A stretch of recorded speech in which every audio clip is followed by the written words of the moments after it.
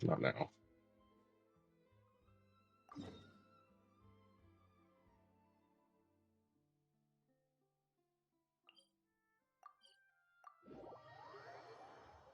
Let's begin the quest.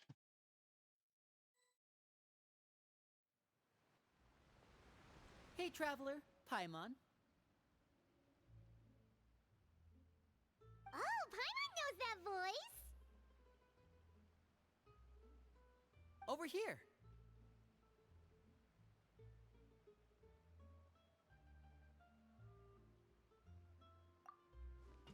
It's me. To borrow one of the more popular turns of phrase at the moment, this appears to be quite the fated reunion. Running into you two out of the blue like this has really made my day. I certainly wasn't expecting it. You can say that again. What brings you to Poisson? Wait, Paimon's got it! You must be here for one of your magic shows, right? Actually, we've run into a bit of trouble on the home front, so Father arranged for us to stay in Poisson for the time being. Oh, are Lynette and Fremine here too? Yep, along with most of the other members of the House of the Hearth. You may have noticed Poisson seems a bit more crowded than usual.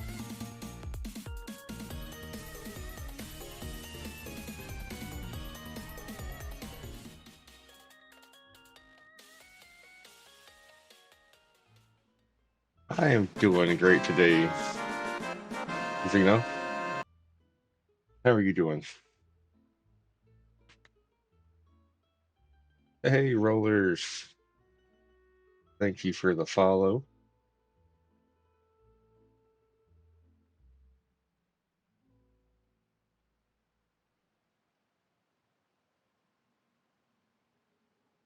Yeah, Zeno, how you doing this weekend? So you're saying nearly the entire organization has moved to Poisson?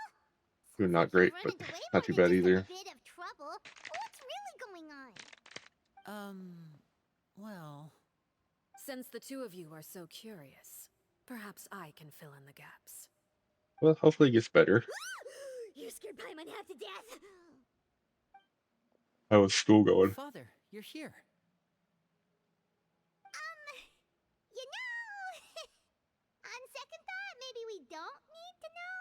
It's all probably super confidential House of the Heart stuff, right? We totally weren't trying to pry or anything. No need to be nervous. I could sense your genuine concern from your conversation just now. Of course, I can also understand your confusion. Sending so many Fatui here to Poisson, it's only natural that some might suspect an ulterior motive to be involved. Hold on one second.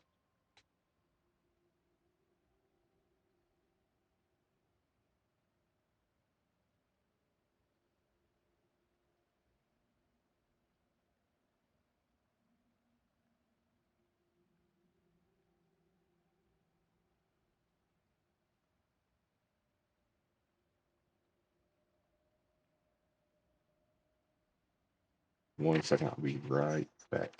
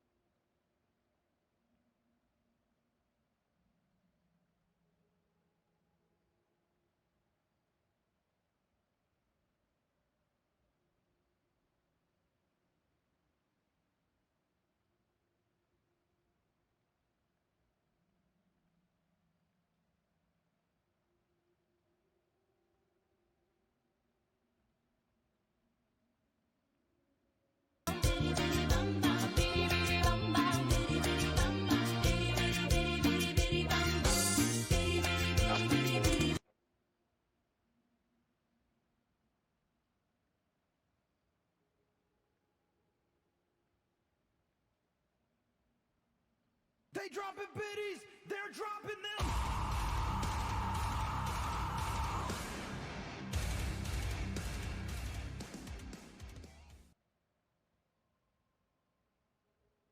I am back. Sorry, I had to talk to my son for a moment. Nina, thank you for those biddies, man. You didn't have to do that. I appreciate it. I need one more spot one.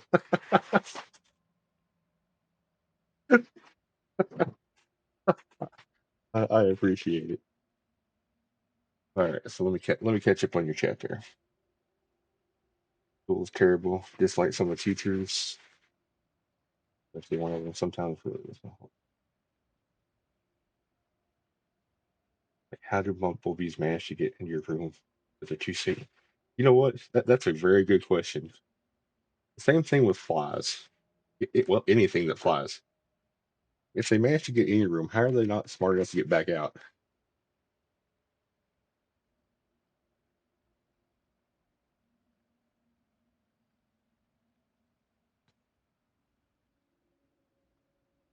I understand. I'm well aware you've had your fair share of confrontations with the Fatui in the past, and I can't exactly guarantee that we'll remain on good terms in the future. Yeah, As for right now, my son has however, prom tonight, I would so say we have little reason to be at odds, wouldn't you agree? The House of I the had to Hearth have a would little stand to chat. be more open with those who have worked so closely with us in the past. As for the Out of issue at this month with hand, the new well, VIP. it hardly relates to any ulterior motive. To be frank, it all stems from a certain Nice. rumor circulating around the House of the Hearth. It's an internal matter. What sort of rumor? A rumor that a certain phantom child is hiding away in the House of the Hearth.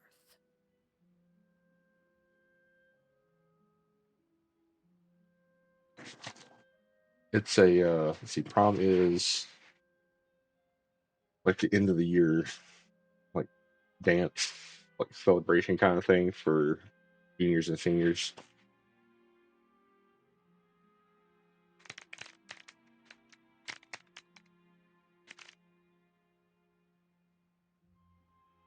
A phantom child? Ooh, just hearing the name is giving Paimon the creeps. A spirit that should have long ceased to exist is lurking in the shadows of the Well, House of the Hearth. So I decided to bring the children to Poisson around before here continuing to investigate the situation. they have a junior I senior expect I prom, should be able to so track down the spirit you can fairly go your quickly. junior year After that, and it's or your just a senior matter of year. resolving the situation, if you will. But I think most It places shouldn't just be have like much a trouble at senior all. prom If where you're curious, or if the you still have seniors that are certain graduating concerns, it might be advisable to stick around for a few kind of days. have this one I'm sure last the children would be exceedingly party pleased to together, I welcome guess some would be the best way to visitors. put it. Lenny, I'll leave you to entertain our guests. I have some matters to attend to. Of course, Father.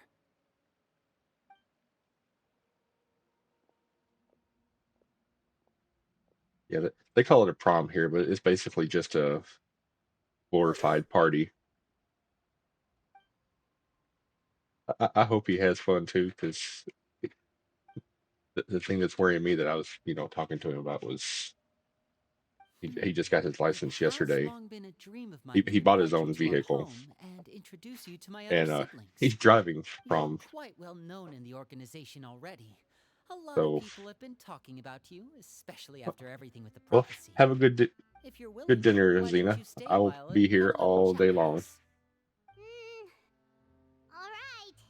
We don't have anything else to do right now anyway. But let's be clear, we're just gonna be there as guests, okay? Don't get any funny. Oh, wait a second. For your guests, that probably means we'll be treated to lots of yummy food, right? Of course. During our stay in Poisson, we've been helping out the locals with some fishing. We bring in quite the bounty every day. In fact, today is the perfect chance for me to show you what I can do in the kitchen. Let's go. I'll take you to where we're staying.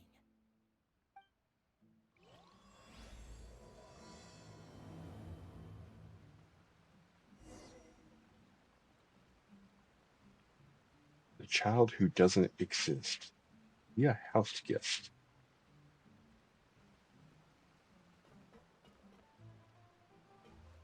Where am I going to?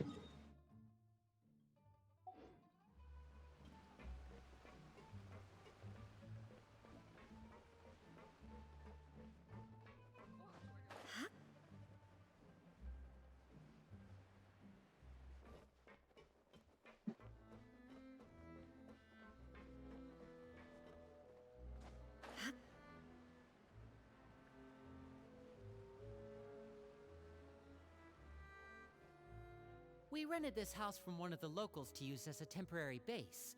I'll come back later and tidy up a bit. After that, it should be all ready for you to stay in tonight.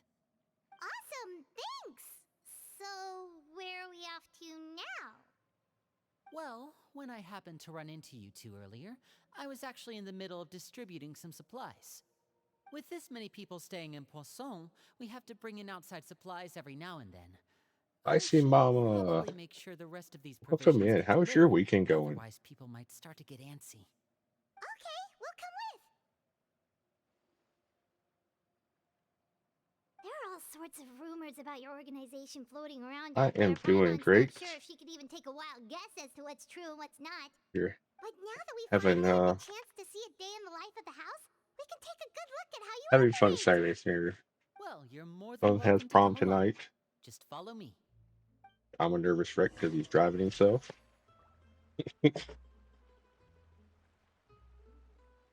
I'm distracting myself with games all day long.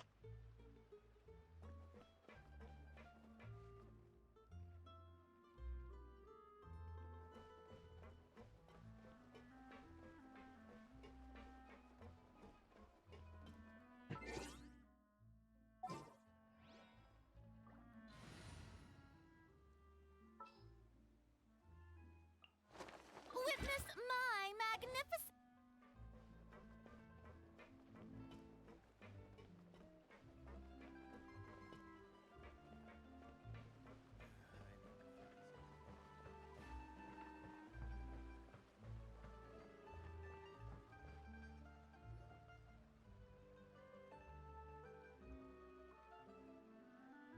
This is in hot. Linny, we're finally here. The supplies. I'm assuming you've... Brought them with me? Yep, here you go. Hello? Something caught your eye? I gotta pin It's something the real quick. Traveler in Paimon! No way! Come here, everyone! Hurry! The Traveler and Paimon are here!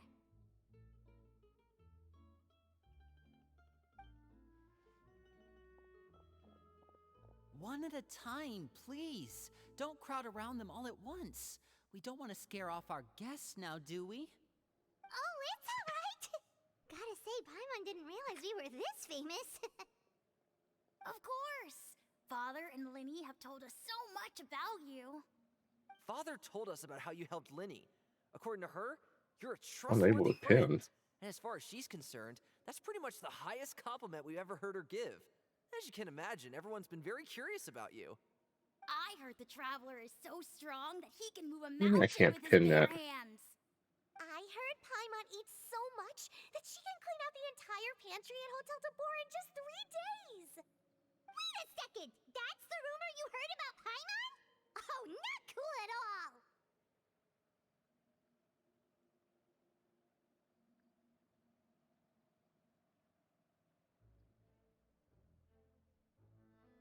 I can pin that,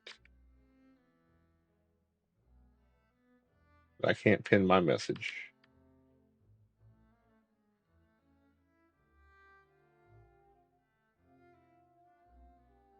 What in the world?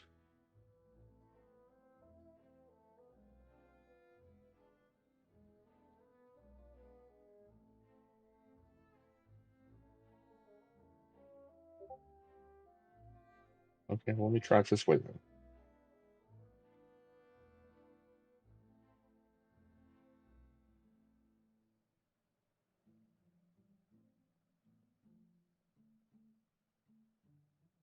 Just do it simple. That's good shit.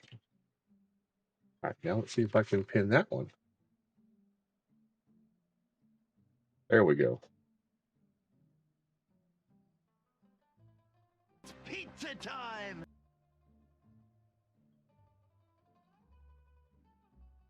I don't know why it wasn't letting me pin the other message. That was kind of strange.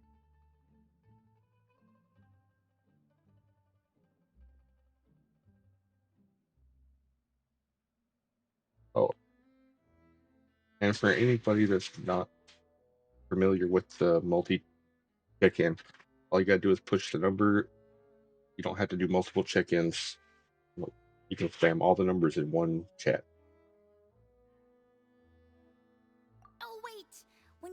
visit, you're supposed to give them gifts and stuff, right? Oh, we don't need something like that. Besides, we don't have anything to give to you. Come on, we insist. I can give you some of my new potions. Just pick your poison. And by that, I mean medicine or actual poison. I've got both. The heck? Little kid trying to kill people. Or maybe Shaplo can teach you guys about stealth. Dingleberry, Super welcome good in. at it. How's your Who's weekend better at going? that? Ah, now that's not a bad idea. I know you usually prefer to fight head on, but it never hurts to expand your bag of tricks, right? When it comes to eliminating your enemies, staying quiet can go a long way. Trust me, I would know. I was poisoned not too long ago, and I'm still dealing with the after effects. So I'm not quite as good as I was before, but I can still give you some pointers. Wait, when you said gifts, I didn't think you meant poison and stealth tactics. But those are the best things we can give you. You don't like them? Ooh, how about this? Tell me the name of someone who really annoys you, and we'll teach him a What's lesson for you. Oh, nice. Larry, I said hi. All Hope right, y'all have a great folks, lunch. Elwar. I think that's enough suggestions for now. When it comes to being a good host, it's the thought that counts. You don't need a physical gift to make our guests happy. In fact, pestering them with suggestion after suggestion might make them more annoyed than anything. Ooh, But I'd tournament say time. your enthusiasm Nice. has certainly gotten across. I have to pull you up on my phone for that one. Distract myself. Awesome! It's been so long since we've had guests to play with. Who are you in the tournament with? Let us know. Yeah, especially if it's poison or something. I've got all sorts of potions for that. What is? Well, This we'll little girl talk is to you really all hooked on later. poison. We've still got supplies to distribute. She kind of Alright, pushed see you later. poisons over potion. Go secret. Nice. Bye!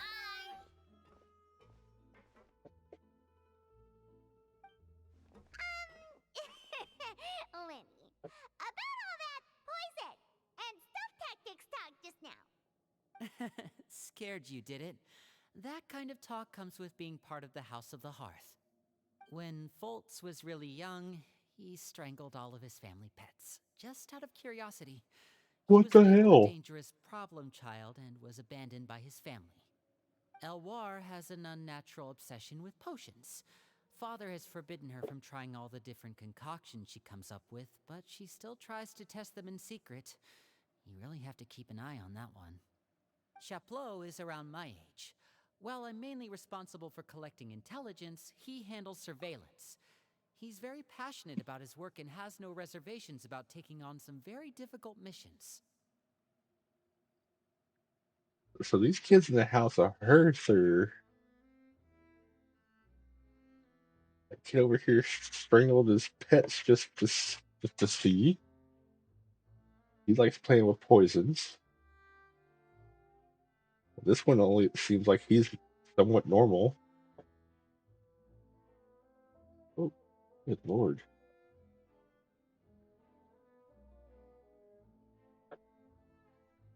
I know you two probably aren't used to that kind of talk, but I can promise you they only had the best of intentions.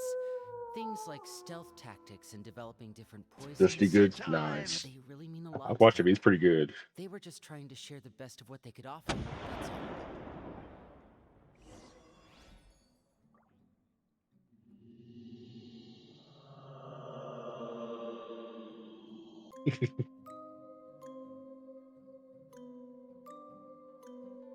What Canadian deer beer is beer that's been made by deers, brother.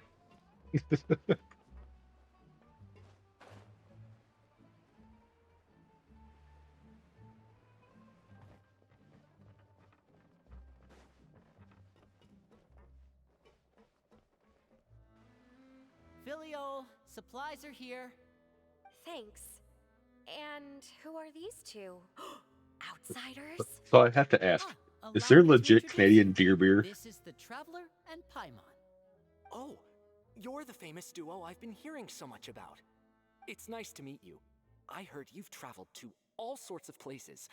Is that true? Of course! We're making our way all across to that! Oh, good for you. You must be pretty familiar with Fontaine by now, then. Have you seen the new opera that started running recently? I think it's called. The 4,000 Thieves? Oh, this is the first we've heard of it. It seems like it's going to be fantastic. From what I've been able to tell from the posters, anyway. You should definitely check it out if you have the time. Oh, and there's The Blind Maiden, too. That one is supposed to have audience interaction. Seems pretty interesting. After this mission is over, I think I'll go get a manicure. Oh, maybe I should dye my hair. Wonder how much it'll cost. Is it just Paimon, or do these two seem much easier So to far, get it's along been with than the others? fantastic. Looks like the House of the Hearth has some normal members after all.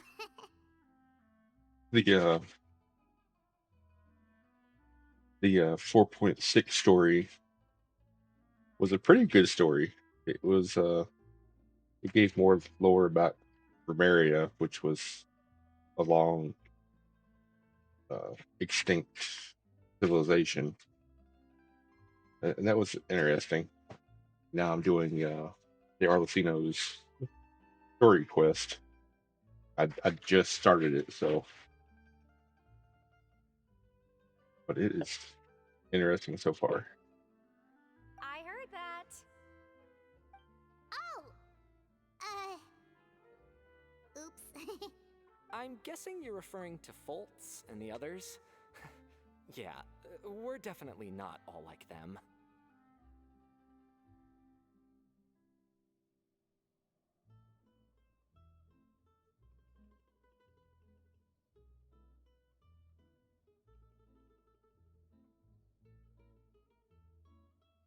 I bet those crazies are practically foaming at the mouth right now.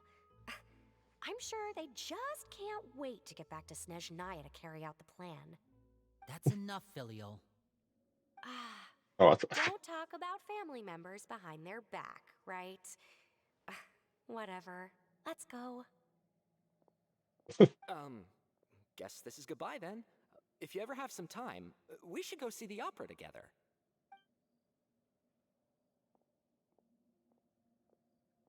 so what did the House of Heart do? Take over Pasan? Well, that's it for the supplies. We should probably head back as well.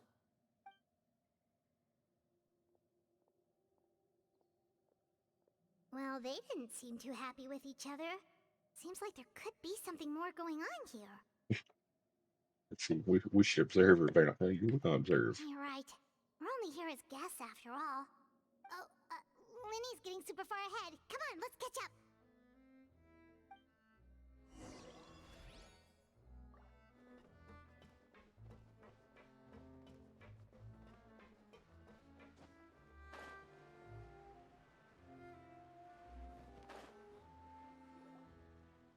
So, what do you think of the members you've met so far? Well, you got two dangerous kids. Everyone else seems fairly normal. Well, Father is always encouraging us to be strong-willed and independent. So if there's one thing we've got, it's people who aren't afraid to speak their mind. Well, I should probably get Oh, I fit cooking. right in there. Wanna join? Of course! Then let's head out and... Uh-huh. Fremine, what are you doing here? Well, Hey, nice to see you again! Oh, you too. I heard you're here as guests of House of the Hearth. Welcome. We were just going to make some food. Why don't you come along? I could use some help in the kitchen, and I seem to remember you mentioning you wanted to make seafood soup for the traveler in Paimon. Seafood soup? Oh, Paimon's drooling already. Were you looking for something just now, Fremine? Maybe I can help. It's nothing. I just wanted to see if there were any extra supplies. Yeah, we've got some left over. What do you need? Some food and water, and some clean cloth, if possible. No problem. Give me a second here. Food, water. Wait a minute. What do you need all of those for? You're not on any missions as far as I'm aware, and you were just going to come eat with us. So what's this all about? I thought I'd grab an extra portion because I get hungry at night. Could be because I'm growing, you know? And... Fremine. You remember what I told you?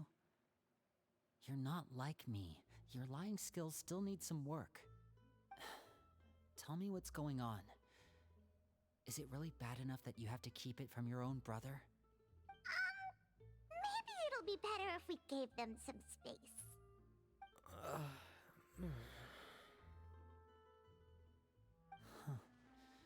This is the first time I've seen that kind of look on your face. Whatever happened, does it have something to do with Father?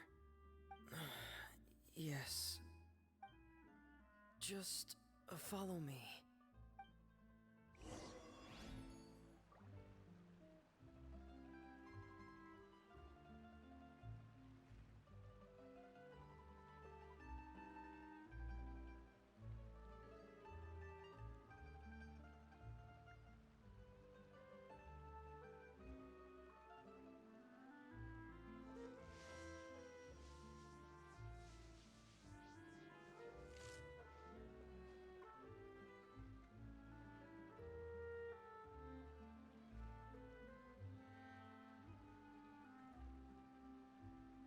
Figure out what Ferminate is hiding. All the world holds dear is but a backdrop of constant It's motion. hiding his emotions. I stand before it, alone and unchanging.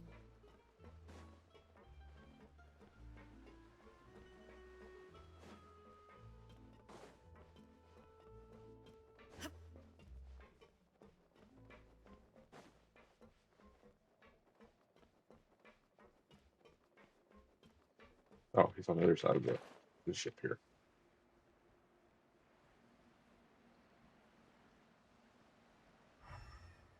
Oh, You're back! Oh, and you've brought some friends with you this time. Hello, my name's Linny. I grew up in the House of the Hearth. And you are? Hi, Linny. I'm also a child of the House of the Hearth, just like you. You can call me Clairvy. Clairvy? hi, Clairvy. It's nice to meet you. Does that name ring any bells, Linny? No, not at all. That's not a name we have on our roster, I'm sure of it. What I'm not sure of, though, is how she managed to sneak in. She must be the phantom child Father's been searching for. From the looks of it, I'm guessing you were the one that found her, Fremine. You, haven't told Father, have you? No, I haven't told anyone. I've just been keeping her hidden. For how long? Oh, About half a month now. So ever since we got to Poisson, then. Do you have any idea what you're doing?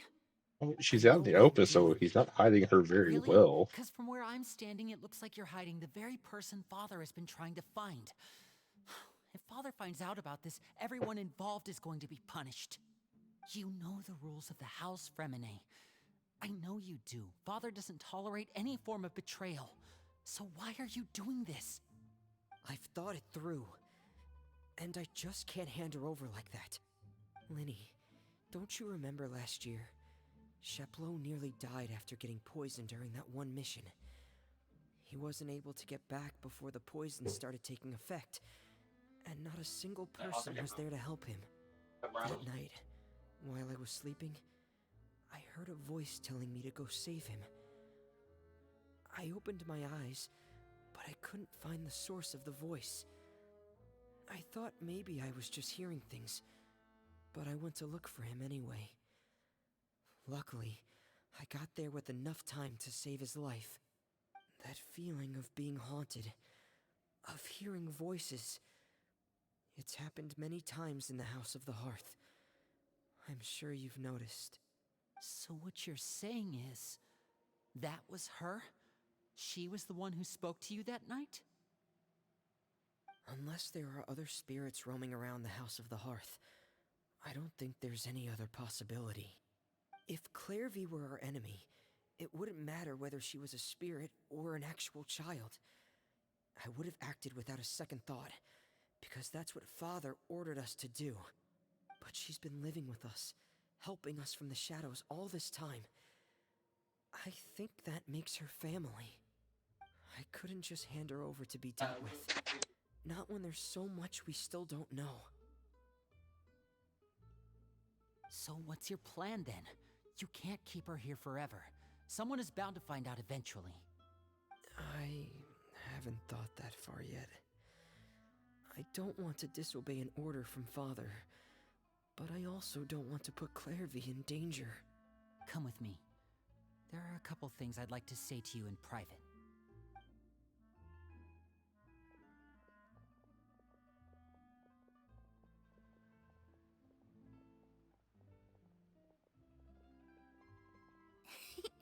Those two sure care a lot about each other. Well, they got a funny way of showing it. From where Paimon was floating, it sure seemed like they were about to bite each other's heads off. No way! They have a really deep bond. I could tell right away, because I also have a friend like that. I just don't know how long that kind of bond can last.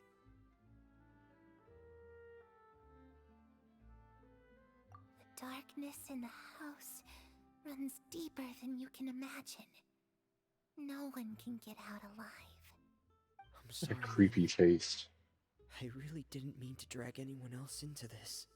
Oh really? You didn't mean to? 'Cause I for one wish you did. Huh?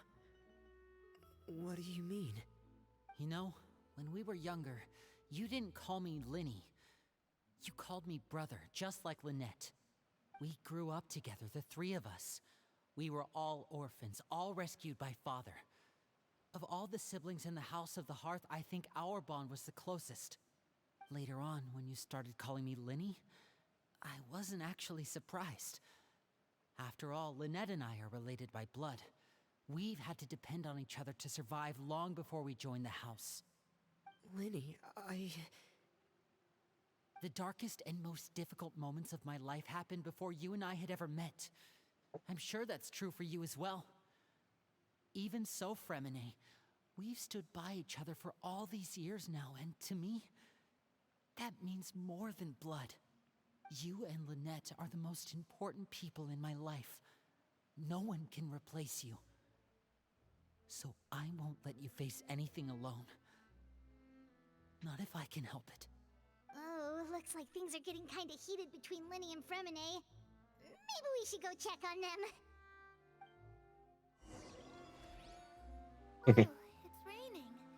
I should put my clothes away. You're in a cave. And she disappeared. And she's back. Huh. Looks like she's not here either. And she disappeared. What is going on with this kid? It's time to eat.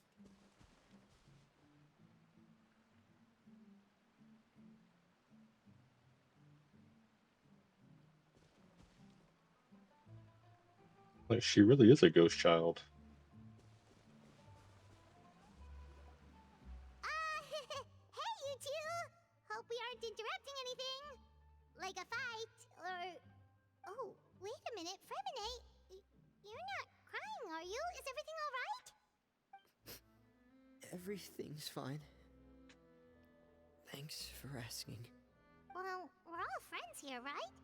We've been through so much together, so if there's anything we can do to help, just say the word.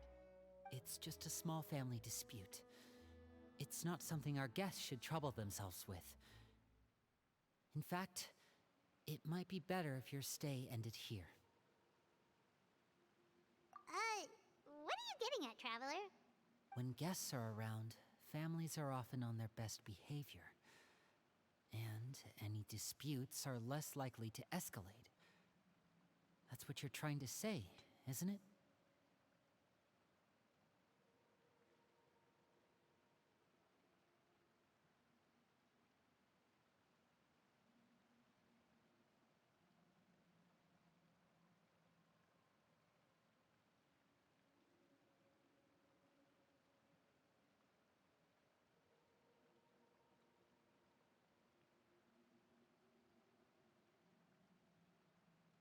I just... Thank you. I was really hoping to keep you out of it. But even if I could think of some other reason to turn you away, I'm not sure I could convince you. I know things could turn dangerous, so I promise you this. From now on, I'll protect you like my life depends on it. Me too. Well, back to the matter at hand then. If we don't plan on handing Clairvy over to Father, then our only other option is to solve the mystery of her identity before Father is able to track her down. That means finding out where she came from and what she's doing here. Then we can send her on her merry way and pretend like none of this ever happened. I've tried that already. And? And... nothing. I tried taking her somewhere really far away, but... after some time, she just reappeared. Quite She literally. even came with us all the way to Poisson. It seems like wherever the house is, she follows. I don't know much about spirits. Do you two have any ideas? Let's see here. Paimon remembers hearing something like, if you fulfill a spirit's last wish before they died, they'll let go of whatever is keeping them here and return to the ley lines.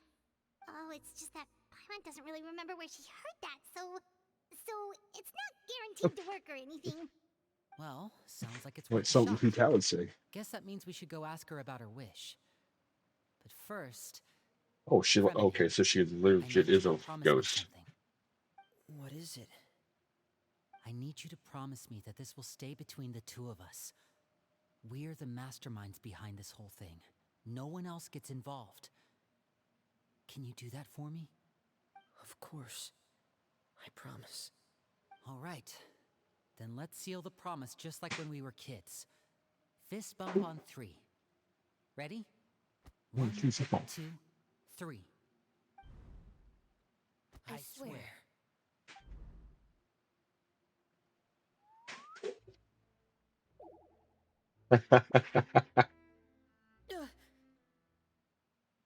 Of course, Lynette would just pop out of nowhere. But what a surprise! What brings you here, dear sister? And, when exactly did you get here?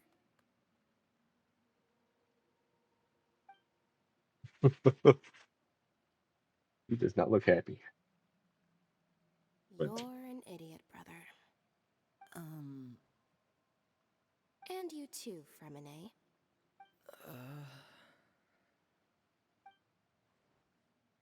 You 3, Traveler. And you 4, Paimon. Wait, what did we do? I've seen Clairvy around the House of the Hearth before. I hadn't seen her in Poisson, so I figured she must not have come with us. But it turns out, you were just hiding her. I heard you talking about your plan. Rather than steering clear of the situation, I'd rather fully join in.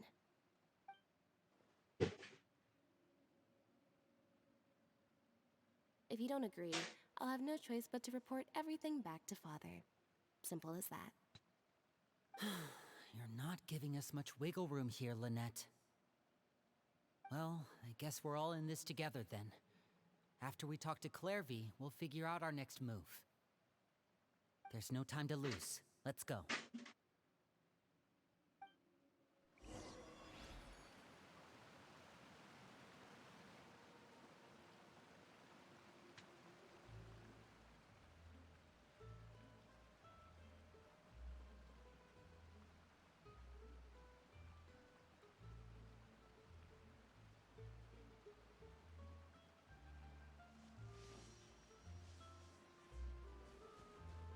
All right, Clairvy, how are you doing? I'm full. Thank you for bringing me this food, you guys. She said she's full, but the food doesn't look like it's even been touched. She's a spirit. That's right. Based on what I've been able to observe, it doesn't seem like Clairvy can interact with the physical world at all. Still, when she's presented with food, she'll always linger around it for a good little while. Maybe, in her mind, she really is eating those things. Does she know that she has already passed away? I've tried to ask her, but she didn't answer. My guess is that she's just as confused as we are. Or maybe she couldn't understand the question at all. Clairvy, if you've got some time, I'd like to ask you a few questions. Sure. Oh, another new friend. Hi, I'm Clairvy. Hello. Clairvy, how did you join the House of the Hearth? Huh? Isn't it the same for everybody? The knave brings you here and then you can't leave. It's just that your name, it's not on the roster. And I've never seen you before. The roster? Oh, I get it now. I think there might be some things you don't know about this place. The people in charge, they're not as nice as they look. They say they keep a roster, but it's not complete. There are a lot of people who aren't on it, and never will be. In this house, some people are family, and other people are just test subjects. Those kinds of people aren't ever going to get a place on the roster, unless it's the roster of people who've been executed. Wait, Wait, what? does that mean the knave... She... Is there anyone that can vouch for you? The knave. Barry. She's my best friend. She's the only one I trust in this place. Have either of you heard of that name before? No. Me neither. Clairvy, Perry. Neither of those names are on the roster. But it seems like she's telling the truth. Either that, or this kid's already got a bag of tricks bigger than mine. Maybe we should try a different approach. Clairvy, do you All right, have a thank you, Barry. wish? I'll see you later. Have a great Wish? lunch. It can be anything you want. Just imagine. It's your birthday, you're blowing out the candles, and your wish is... You grow up.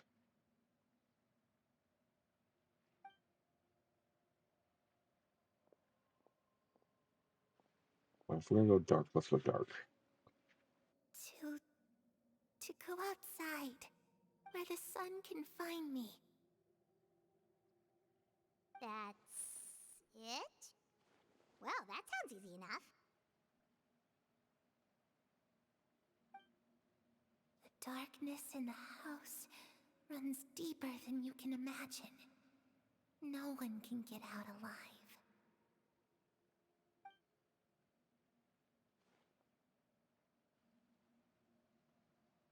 Okay, time to divide and conquer. Listen up, I've got a plan. I'll try and find a way to use basic illusory magic to take Clairvy outside and bring her somewhere with sunlight. Lynette, try and find the list of executions that Clairvy was talking about, and see if her name is on it. Fremine, you stay in Poisson. We can't be the only ones who've had run-ins with Clairvy. I need you to collect intel on everything she's said and done. Understood. I'll try my best. What about us? What should we do? I really appreciate your willingness to help, but this is a family matter. I don't want to drag you in too deep. It's too risky. Let me think. Since Father considers you to be guests, maybe you could stick by her side for a little while. You don't need to do anything except keep up some nice, casual conversation. Claire gets it. You want us to distract her. I'll give you a magic bird. If Father suspects something, all you need to do is release it when she's not looking, and it'll alert me that something's wrong. Of course, that's only as a last resort. If Father doesn't seem to notice us, there's no need to make contact. We'll reconvene here tonight after all's said and done. If the worst case scenario happens and we're discovered, just tell Father everything. We're not going to let our guests get punished for our own actions. That's where we draw the line. You too. Okay, this is where we part. Father should be at the beach nearby.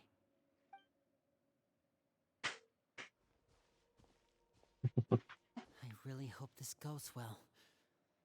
No, it has to go well. That's the only way this can get resolved.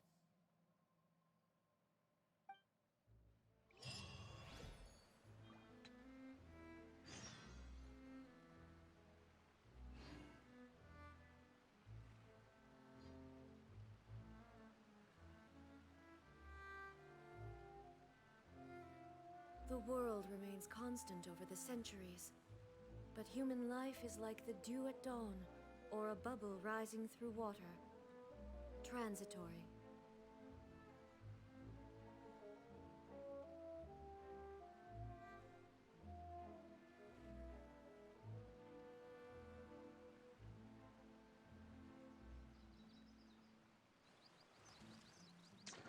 Go to the east side and look for the nave.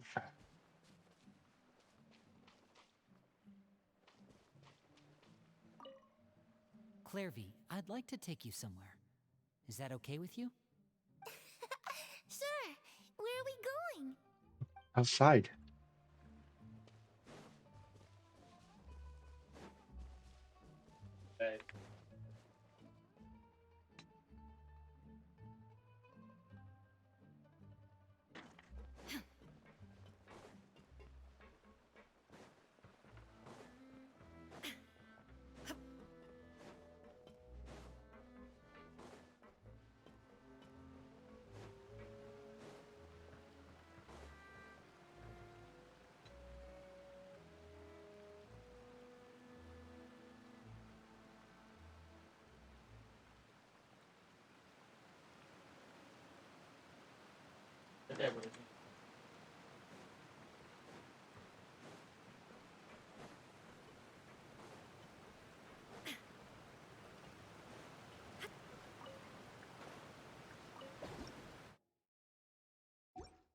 Me buttons.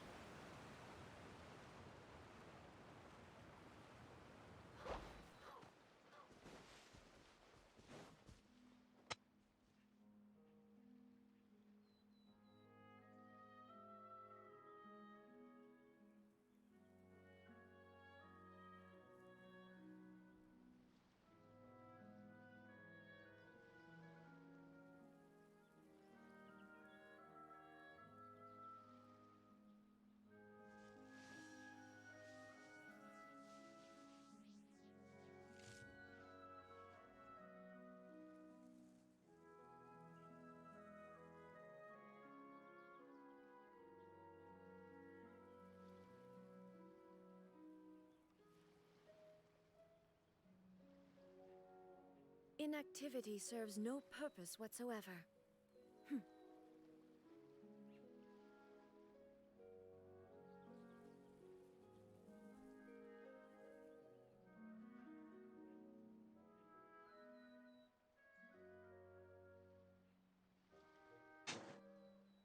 Okay, sorry. I get stuff set up for tomorrow as well.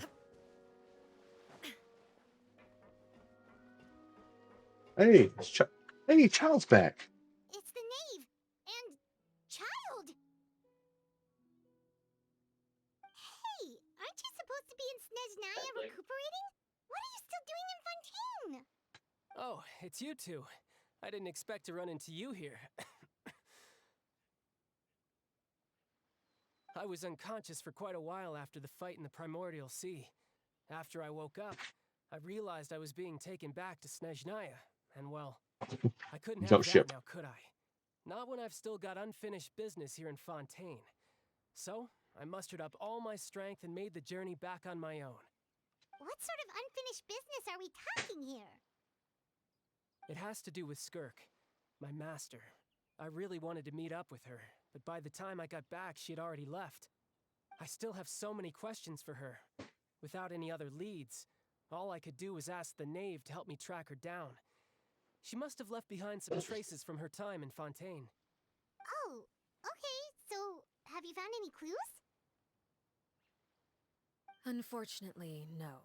While the House of the Hearth is adept at collecting all manner of intelligence, certain existences can still manage to escape our purview.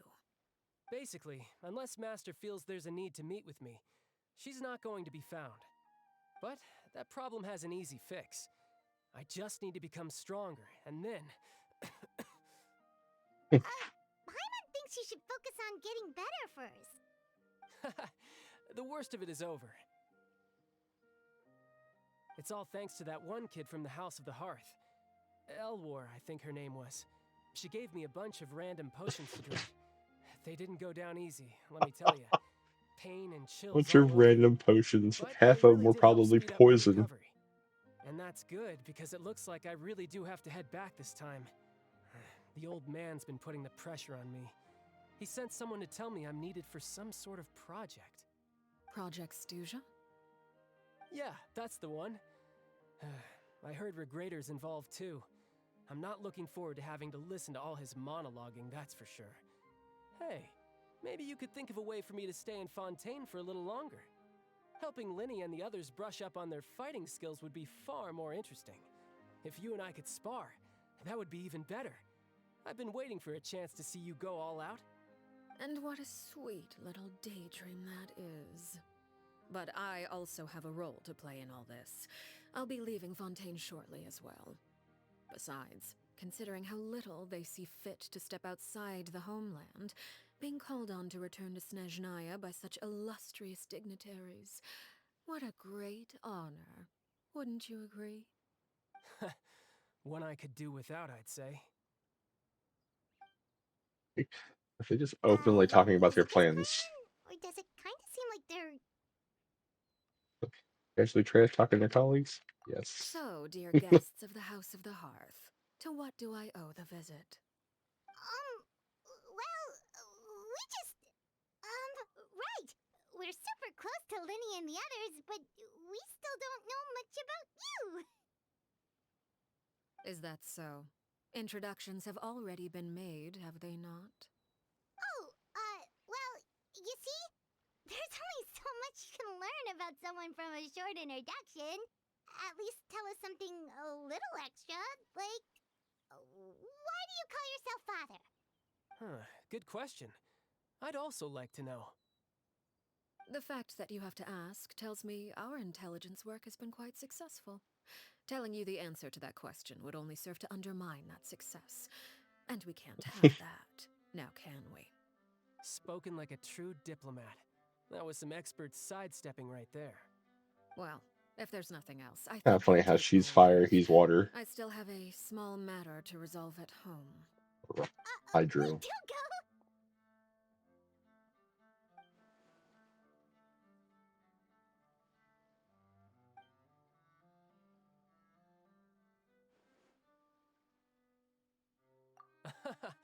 I'd also like to hear the answer to this. I've met some of the members of your organization, and they all seemed like really good kids. They actually reminded me of Tonya and Tusser. Which, by the way, if you ever betray them, I'm just letting you know, I won't let you off easy. And why would I betray them? Well, you've already betrayed the House of the Hearth once, haven't you? At least, that's what I heard. Ooh.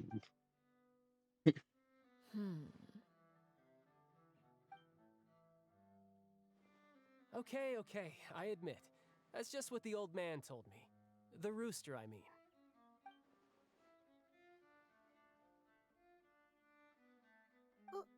Wait, did you really do something bad to those kids? Never mind what I've done. I'm more curious as to what the mighty rooster had to say. Care to enlighten me? Ah, well, nothing much.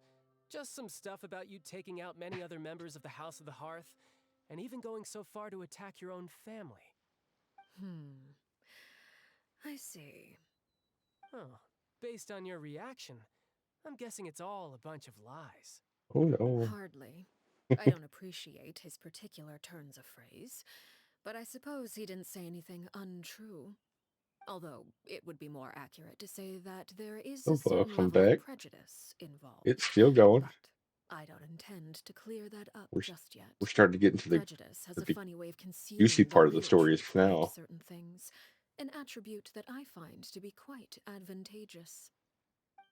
Call yourself a Fontanian, for example, and people will assume What'd you all have for sorts of dinner? things, when the real truth is that this is simply the land where I was raised. Huh? You're not actually from Fontaine? But then why did you try to help out with the prophecy and everything? I was trying to protect the children born in Fontaine. Claiming that I myself was a Fontanian simply made it easier to operate. People would hardly suspect a fellow Fontanian of having any ulterior motives. Who wouldn't want to save their homeland after all? The primordial sea wouldn't have any effect on me, but it would have caused All great right. harm to the House of the Hearth. Well, you wanted extra information, didn't you? There you go. I hope that satisfied your curiosity. Oh, you gotta. I want to know more about So, this you stayed betrayal. in Fontaine for the kids. I guess I was wrong to believe you'd betray them. Apologies. Looks like I was holding on to some prejudices myself. Good. Like I said, I like it when others have misconceptions of me. Actually, while I was recuperating at the House of the Hearth, there was something else that really caught my attention. I heard that members always resolve disputes and arguments with a friendly spar, and the loser has to back down. Seems pretty cool if you ask me. Would also give them plenty of opportunities Hey, to hone correcting their the catch. skills. Well, that's only a recent development. In the past, such spars weren't nearly so friendly. The losing party would lose everything, including their life. They were that high stakes? Oh, Whew, at least that's not a thing anymore. Well, the is current it? atmosphere's not half bad. I'm a bit jealous, actually. You've got so many family members around you, and you even get to live with them. Hey, Lil. Having a lot of family around means dealing with a considerable How's amount it of going? bickering and scheming. Once Tonya and Tusser enter their rebellious phase, I'm sure you'll understand. Just imagine. Tusser becomes obsessed with plucking out strands from the rooster's mustache, or Tonya decides to dye her hair 42 different colors. Okay, okay. I get the picture.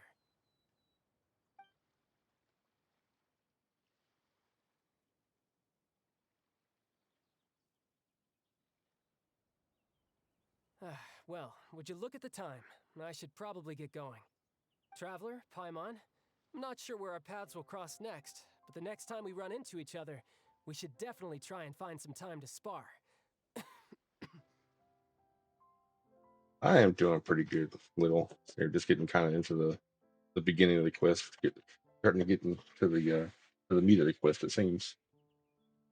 So far, I'm loving the story.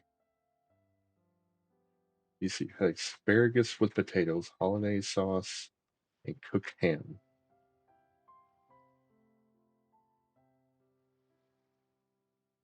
Sounds pretty good.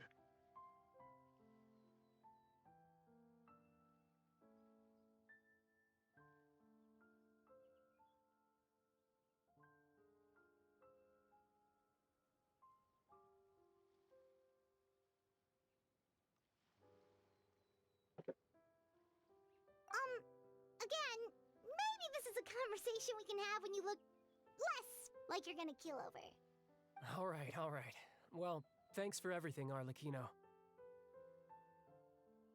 No thanks necessary. You also played a part in obtaining the Gnosis. I would say we can call ourselves even. I like the sound of that. Well, I'm off. See you all some other time. We should probably get going too. Do you wanna head back with us?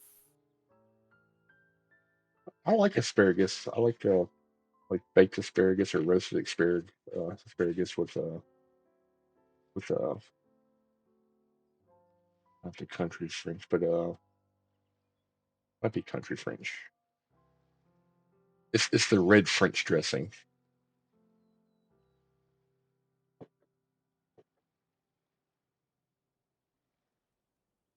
Oh?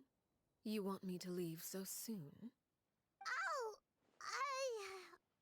well, you see, I'm Of course, rather enjoying the Parmesan evening cheese breeze. If you don't is mind, good. I think I'll stick around for a bit. I have some things to think about. Apologies for not attending to you like a proper host. Please forgive this slight. I do hope you'll have a pleasant stay. Several good ways to cook and prepare asparagus.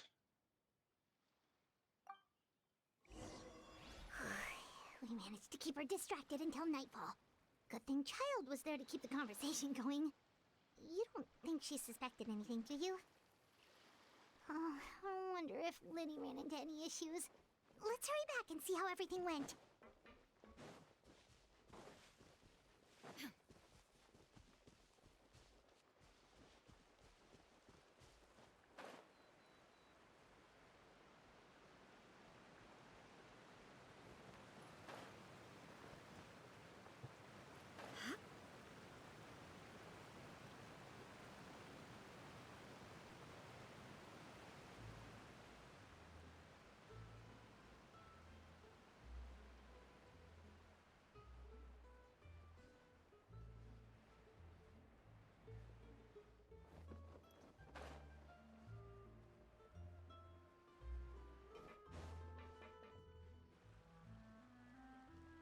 Winnie, how did everything go?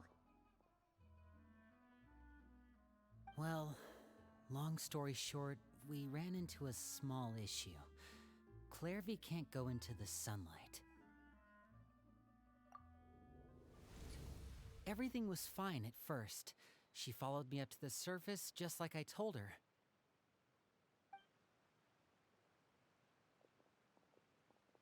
But as I led her out of the shadows and into the sunlight, she vanished.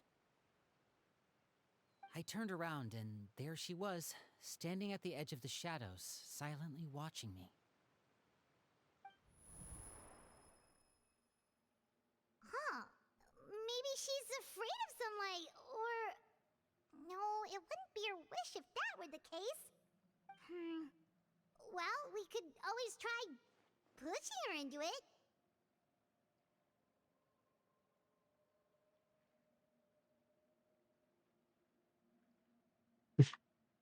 Push her into it.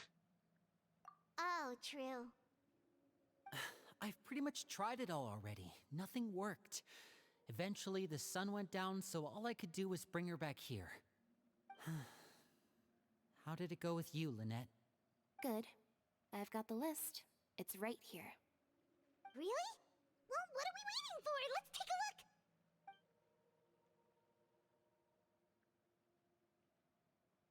Oh, that's a lot of pages. Oh, it's gonna take forever to get through it all. We can each take a section. Here.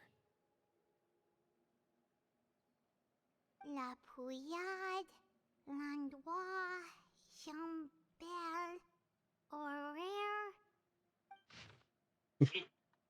I don't sound like she's trying to like summon a demon.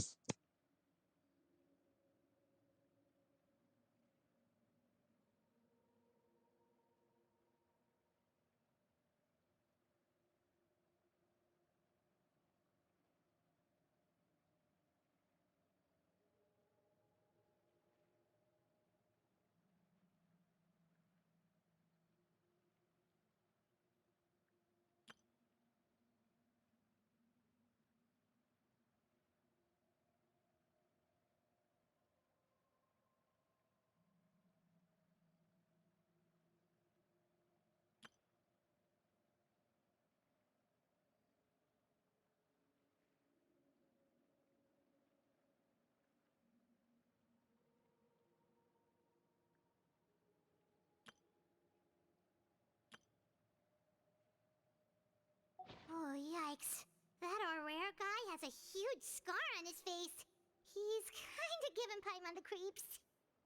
Ah, I've met him before. The scar is from an injury he received during a mission. I still remember him joking with me about it. He said any future lover would take one look at him and then lose all interest. Did he say anything else? It's Well, I asked if there was someone he was interested in. He said no, and that's where our conversation ended. so Clairvy, the little ghost kid, uh, like Lenny said he couldn't find her name on the list for members of the House of Hearth. Well, she told him that, well, there's actually two lists. Ones that are considered family, that are members, and there's basically another list of names that were used to experiment on. That's an execution list. So he's trying to find out where the little girl came from. It was only later that I learned he really did have someone he liked. He risked everything to escape so he could be with her, but it didn't work. One day, Father asked to see him, and, well, I never saw him again after that. Wait, so that means the knave, she... It may seem cruel, but it's just one of the rules of the house. Betrayal is not to be taken lightly. We know too many secrets to come and go as we please. So, if you do try to leave, you pay with your life.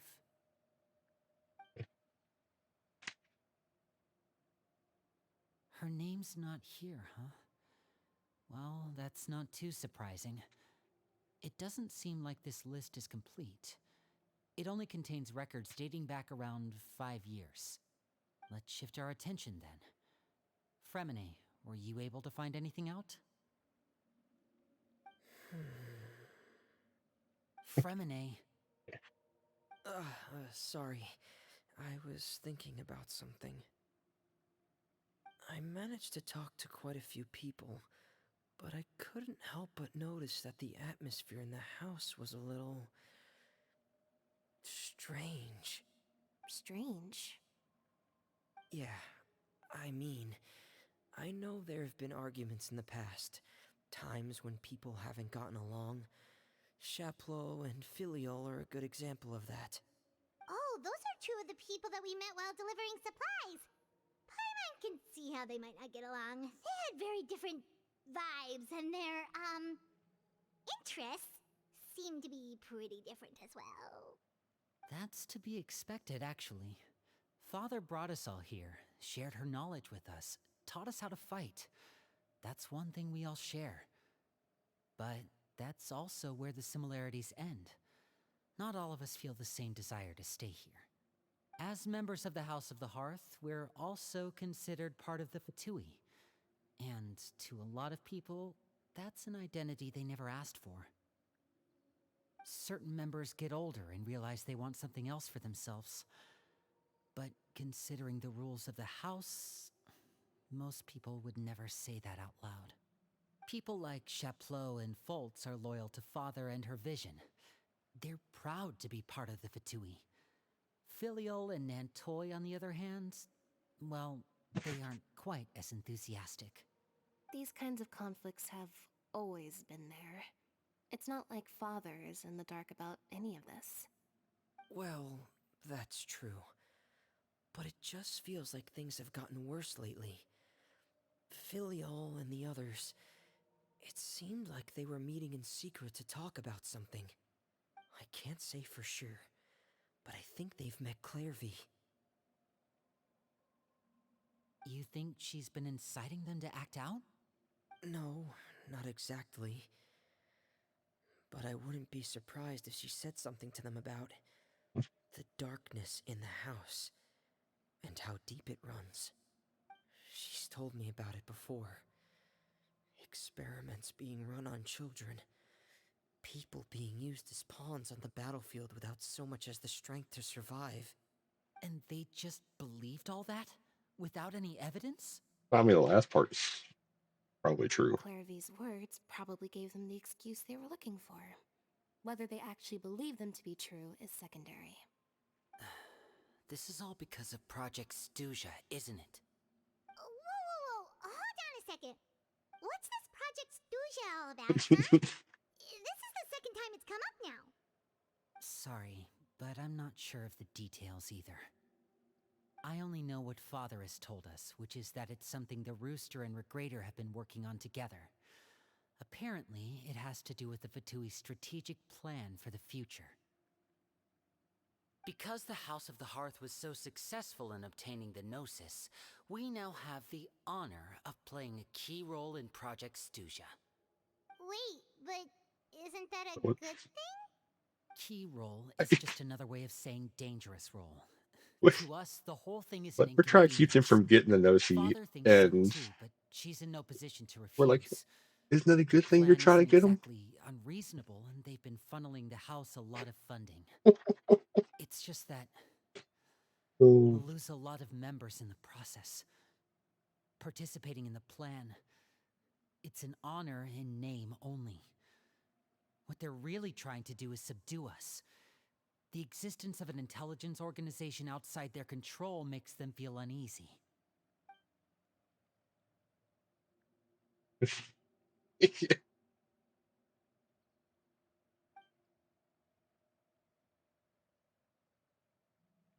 Okay, super complicated top secret Fatui business aside, what does all of this have to do with the conflicts you were talking about earlier?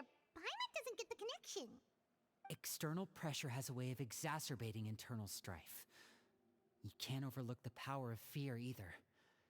People are afraid of dying, and that fear is often the impetus for a lot of stupid decisions. I thought resolving the Clairvy situation would make everything go back to normal. But it looks like things are more complicated than I thought. I know, If right? we leave Filial and the others to their own devices, sooner or later, Father will be forced to take action. Yeah, you're We on a can only catch and focus roll on today. one situation at a time, brother. You're right. Even if we confront Filial and the others, it won't do any good. It might even make matters worse. We should focus on Clairvy for now. Well, it's getting late. We should head back and get some rest. We'll try again first thing tomorrow. Lynette, you stick with me this time. Fremine, keep a close eye on Filial and the others. Make sure they don't do anything they'll regret. The best part I like is how Lenny always talks to Renee like yeah, man, we're brothers, you know, we're close. Like, hey, I'm gonna stick with my sister and do this thing over here. I need you to hang back and watch.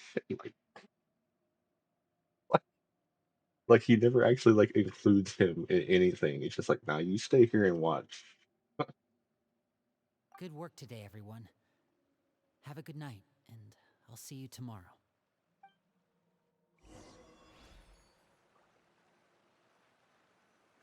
Yeah. Well, technically speaking, Ferminet is not a blood relative. Like Lenny and Lynette are blood related.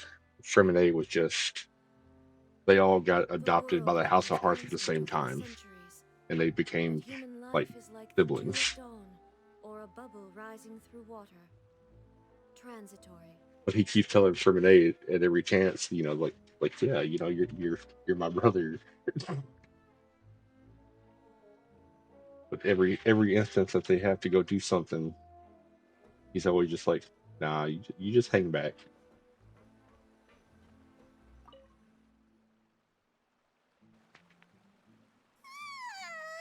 Oh, Paimon was looking forward to an early night, but she can't sleep at all.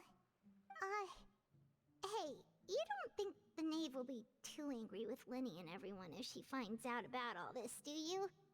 She's even scary when she smiles. If she were to actually get angry... You have to protect Paimon if that happens, okay, Traveler? You can just hide behind me. Trust is ever, Traveler. Look! Look over there! Quick! Let's catch up with her before anyone sees! Pretty sure they can see a kid running across the bridge.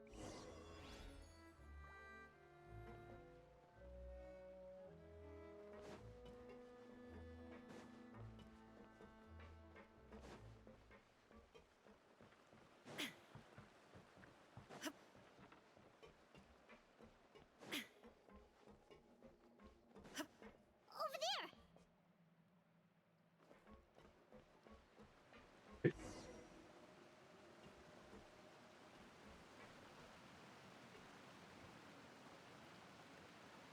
Hello, doggo.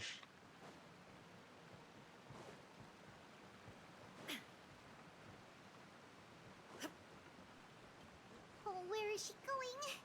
Oh, if someone sees her, we're toast!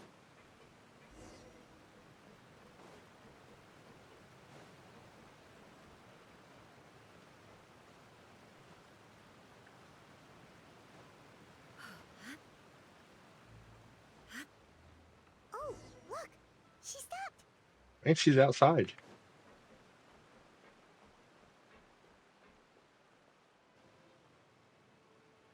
I guess that was she meant. She can go out during the night, I guess. Clearly! Shh. I opened the window while no one was looking. Look how pretty the outside is. Was this a window? If only I could have more than this. You probably think I'm being silly, huh?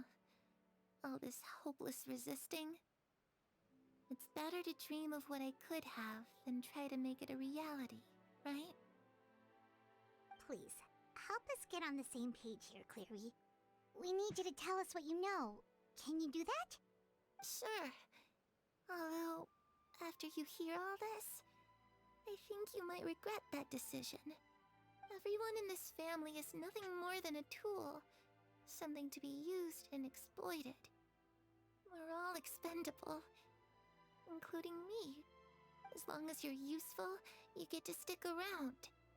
Lose your value, and you're handed over to the doctor. Oh, I hate that guy. Experimented on, and given a fate worse than death.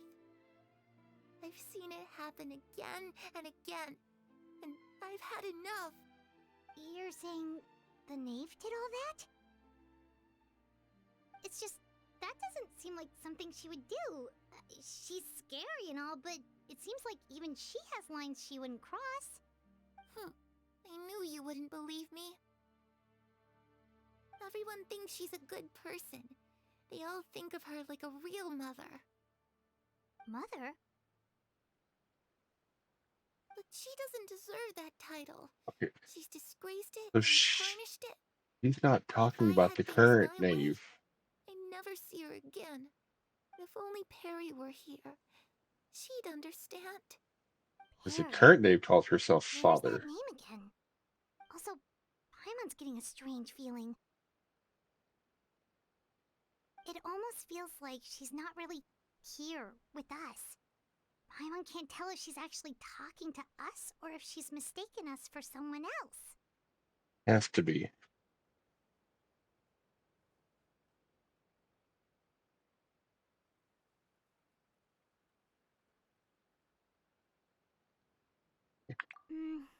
Well, in any case, it seems like she really needs someone to talk to.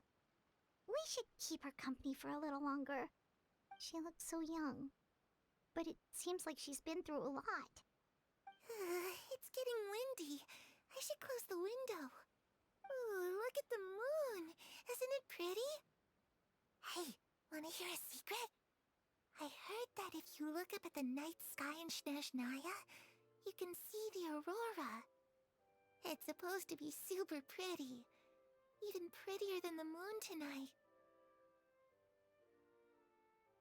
Perry and I promised each other that once we're older, we're gonna go see it together. But I Oh, can't find her. I'm worried she's also been... No, that wouldn't happen to her. She's special. Mother likes her a lot. I should really go talk to Mother, but we just fought. She doesn't want to see me, and I'm too scared to face her. What should I do?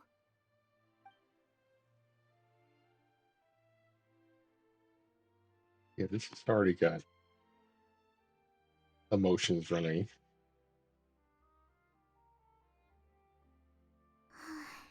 Paimon really doesn't understand what's going on with her. Well, let's head back. We've got an early morning tomorrow. I feel bad for this kid because, like, I'm not. All right, looks like we're all here. Let's go ahead with the plan. I'm pretty sure she doesn't realize that she's dead. Oh? What is it? What makes you ask that? Well, we kinda ran into Clairvy last night, and that's what she told us. We met the doctor back in Sumeru. He's super dangerous, and he's done all sorts of bad things. It's possible that Father and the Doctor have had certain dealings, but I don't think Father would work with him. We're not really on the same side, so there's not a lot of trust between them. That doesn't exactly set the stage for a successful partnership.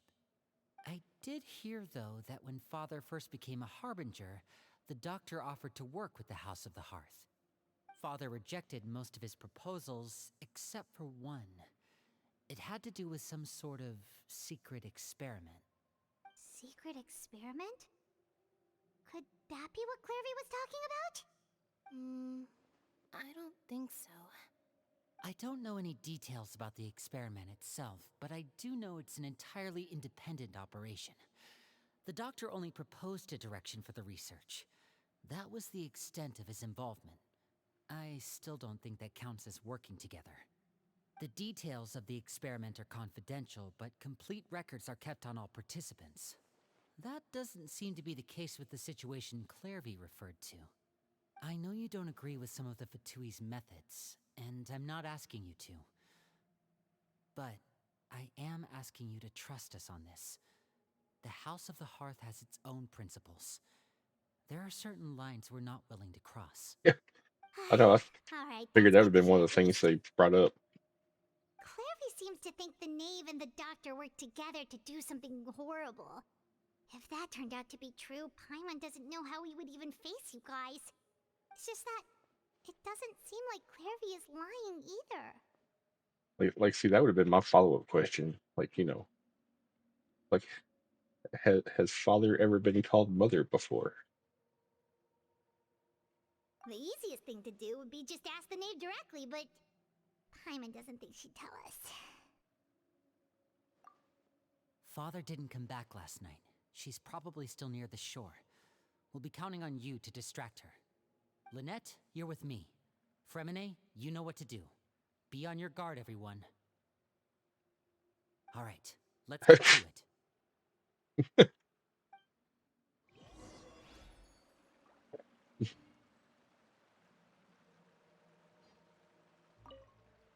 Where are we going today?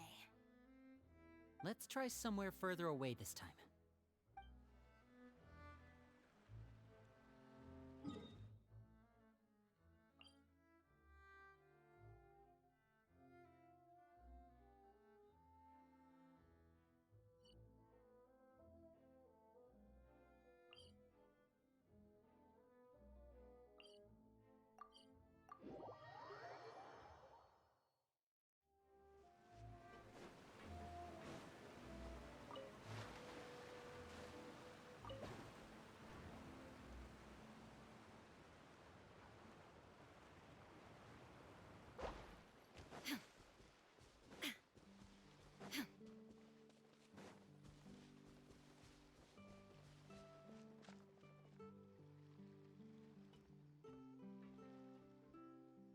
Ah, it's you two again. Maybe we'll I ask the must knave say, you the look a bit direct question. pale. Did you have trouble sleeping last night? A little. Perhaps if you had less on your mind, you'd be able to absolve yourself of such troubles. So what are you planning to do now? Catch up on some sleep? Or should I give you some time to rack your brain for a topic to discuss before I ask any questions? Although I must profess to being curious. Without child here, how do you plan on distracting me? Oh, Us? Distract you? A good one. But no, we were just here for a chat. Hmm. Looks like you could have used some extra time to think. No matter. If you don't have any other plans, why don't you accompany me somewhere? Don't worry. I'll be sure to steer clear of any scheming children. The ocean breeze is sure nice today. Children always think they can hide things from the grown-ups. But nothing gets past me. Least of all a little scheming. I think I'll let them have at it for a little longer. I can be very patient. Well, I'll leave you to think things over. If you're so inclined, meet me outside the Palais Mermonia. Good things come to children who do as they're told. So I do hope you decide to tag along. If only for your friends' sakes. What should we do? She clearly knows about everything we've been doing, and Paimon doesn't think it'd be a stretch to say she was threatening us just now. I don't know if I'd call it a threat, but it was a highly encouraging.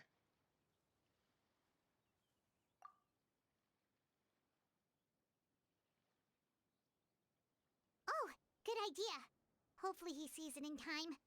Well, we should probably head to the Palais Mermonia. Paimon doesn't want to find out what happens if we don't show up. Based on what the knave was saying just now, it sure didn't seem like it'd be anything good. Okay, then we probably shouldn't keep her waiting. It seems like Linny and the others are on thin ice, so let's do our best to not get them in any more trouble. All right, let's head over to the Palais Memorial.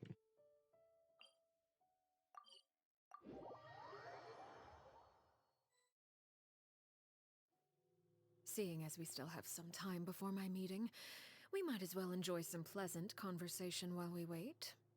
I'm glad to see you get along with my children. Being surrounded by good companions is necessary for a child's development. You're not planning on doing anything to them, are you? I assume you're referring to Lenny, Lynette, and Fremine. Although, there's that situation with Filial and Nentoy as well. It appears quite a few people have been acting out lately. No matter. I'm not one to discriminate. All those who betray the house meet the same fate. There are no exceptions. Well, I mean, she did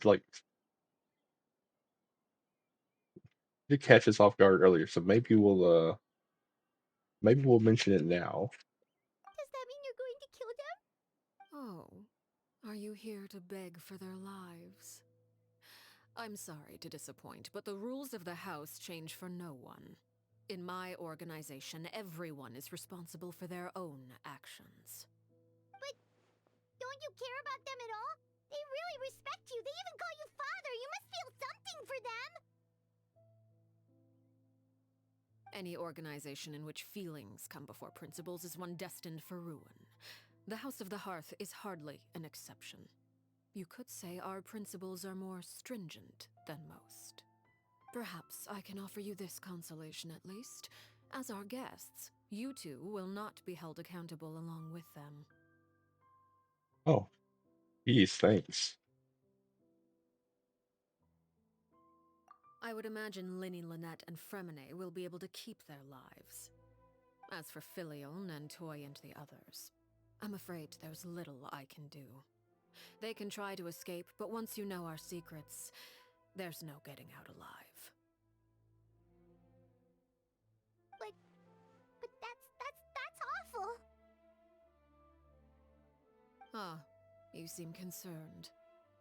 Out of consideration for my guests, I suppose I could turn a blind eye for a little longer. If Linny and the others manage to dispose of Clairvy in the meantime, all evidence of their wrongdoing will be lost. In that case, I could hardly punish them for something I couldn't prove. If their efforts are unsuccessful, on the other hand, all will be held accountable. And the punishment will be severe. What, what kind of options is this? It's a deal then, or we'll hold you to it. like either way, it's like I'm agreeing with like look, if it's unsuccessful, yeah, you can kill him. I'm cool with it. That's what this one is, and like we'll hold you to it. It's like it's like almost like yeah, we'll help you. Of course. Oh, and here. I believe this belongs to you. Do try and keep better track of it next time. Ah, It takes a considerable amount of time to train a bird like this. It would be such a pity if you were to lose it. Permanently. Wait, where did you get that? what do you think? Well, I'm afraid that's all the time we have to chat. Now, for the matter at hand. I asked you to meet me here because I have business at the Palais Mermonia. It has nothing to do with you, but I think it would be prudent for you to stick by my side for the time being. There will always be time later to run off and tell Linny what you've learned. Well, time to go. Hey, Looks like we Cat2, thank wrapped you for the things up tab. just in time.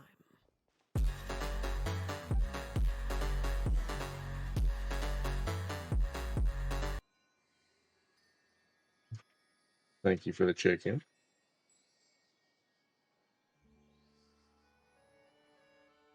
Pizza time!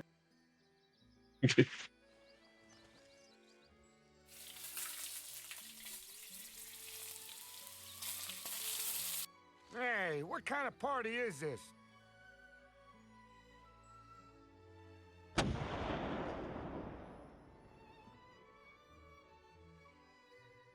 I don't have friends. I got family.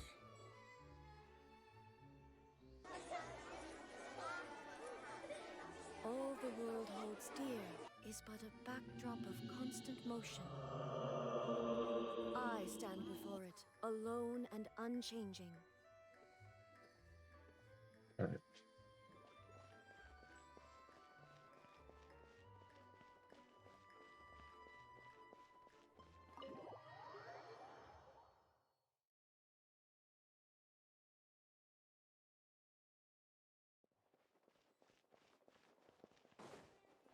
Oh, are we meeting with Uvalette?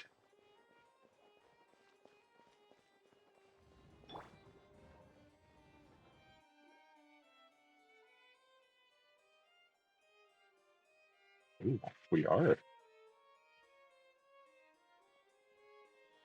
It's been a while, Monsieur Neuvillette. I must say, I wasn't expecting my meeting request to be approved quite so quickly. The Palais Mermonia operates with an efficiency worthy of admiration. It is only right that an esteemed diplomat such as yourself should be afforded the proper level of respect. Although, if I may speak plainly, I must confess that I did not anticipate we would have the occasion to meet again after presenting you with the Gnosis. I see you brought the Traveler and Paimon with you as well. If I may inquire as to the purpose of your visit. I'll be departing Fontaine shortly. There is, however, an outstanding matter that I would like to see resolved before I go. It requires a rather lengthy explanation, I'm afraid. So I took the liberty of explaining everything in this proposal. Please review it at your leisure, Monsieur Neuvillette.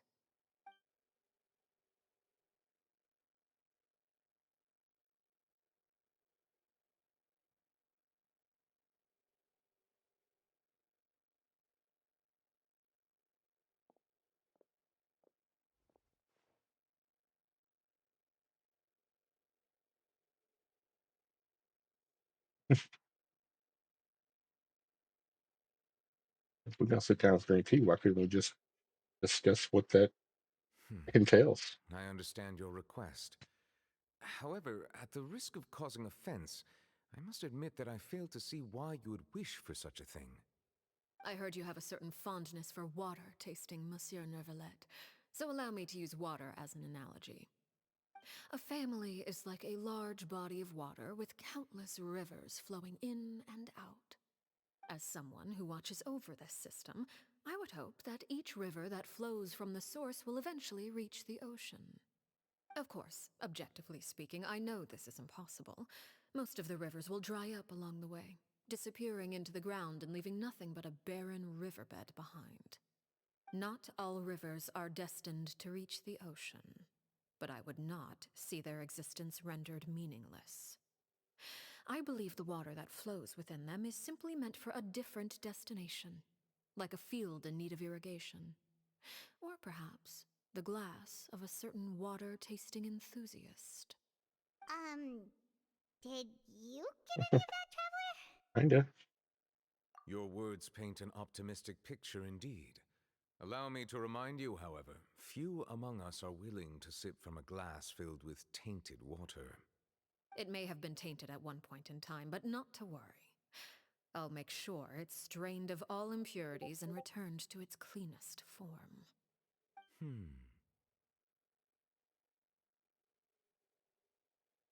I seem to recall there being a transactional aspect to your proposal.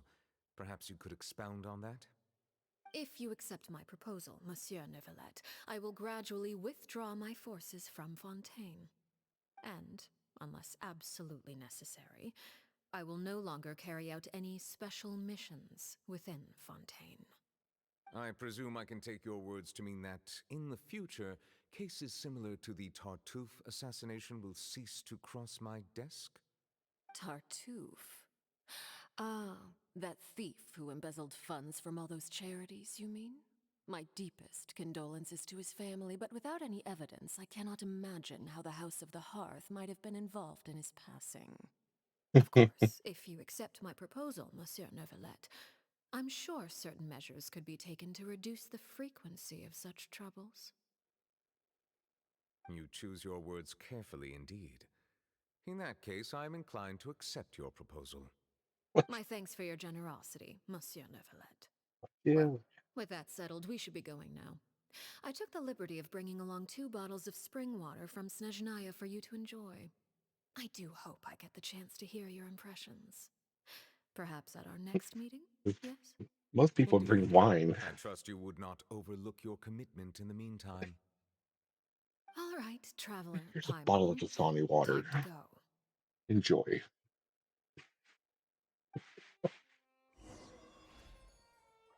Here should have said Shiznaya tap water. I talk to you? I believe I've told you before that my emotions easily resonate with those of others. Yet in the few meetings I've had with that Harbinger, I haven't been able to sense any aspect of her emotional state. Her mind is like a still body of water. Who knows what darkness lies in its depths, and the lack of ripples on the surface gives nothing away. It's unclear whether this is her natural state of being, or whether it's an incredible strength of will that gives her the ability to master her emotions. Either scenario, however, suggests she is a very dangerous individual. I do not expect an explanation as to why you two are by her side. Whatever your reasoning, I would only advise you to take caution.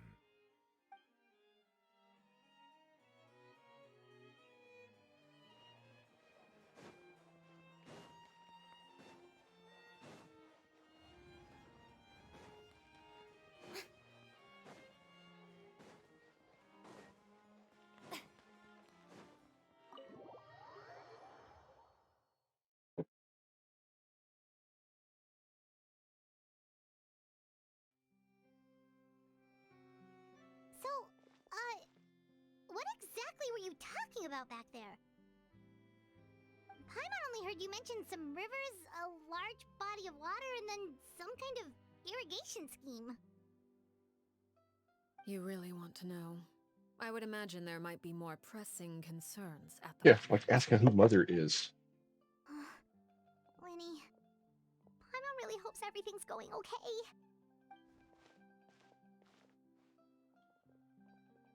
Oh, Paimon recognizes that look. You've got your thinking cap on, don't you, Traveler? Well, you ain't thinking hard, that's for sure.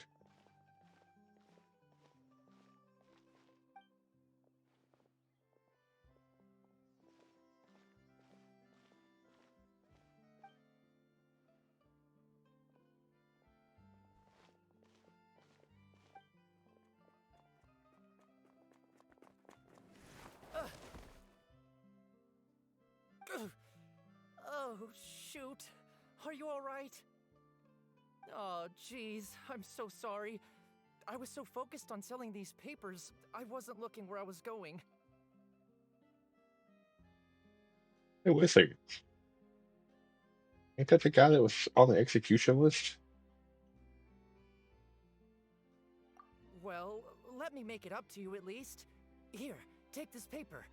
On the house. Yeah. Oh, you don't have to give us anything. Please, I want to. It's not like I'm short on supply. All the extras will be useless come tomorrow anyway. It's my fault, really. I was just trying to bring home some extra mora for the family, but I bit off more than I can chew. I haven't had many takers today, so I'm still swimming in papers. What's going on here? Nothing much. I just ran into your friend here on accident. I should probably get going, actually, so... Hold on. Of course, I'm happy to compensate you with mora, it's just... I don't have any on me at the moment. I'll take 3 papers. Here. Your payment. Oh! Thank you for your patronage. May the Archons bless you with good fortune. If only I had the chance to run into such generous customers every day. I should probably just take on a smaller inventory though, right? I'm getting married soon, so sometimes it's hard to not get ahead of myself. Anyway, I should head out. Goodbye! Well, now that my affairs are settled, we should take the boat back to Poisson. I So, even acquired some light reading to enjoy along the way. Actually, why don't we stick around for a little longer? Paimon just realized how hungry she is. She can't head back to Poisson on an empty stomach. of course. It appears you two are under the impression that delaying our return will somehow alter the situation in your favor. I'm sorry to ruin your fantasy, but your efforts are meaningless. That being said, I could be persuaded to give Linny some extra time. I just have one condition. If you agree to my request, I'll even answer some of your questions. You're quite curious about Claire V, are you not? And my relationship to her. Wait, why are you being so generous all of a sudden? You're not gonna ask us to do something bad, are you? You overestimate yourself. You don't have the talent for bad things. I'm almost thinking she doesn't either. The Like, she most can if important she has to. consideration in a negotiation is that both sides receive something they want. Demands and threats only get you so far.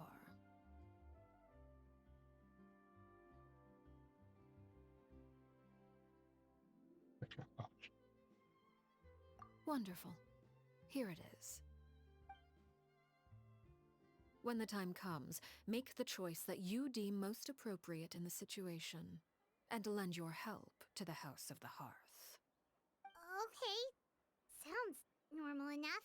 But what do you mean, when the time comes? When is that supposed to be? That is for you to decide. Like, I'm almost kind of thinking that he's almost kind of like child in the sense that the way she portrays herself is not her actual self. Like, there's something about her. Then we have a deal. Follow me.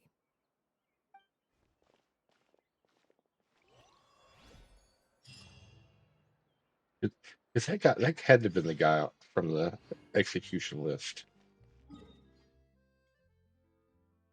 Oh, right next to that one, huh?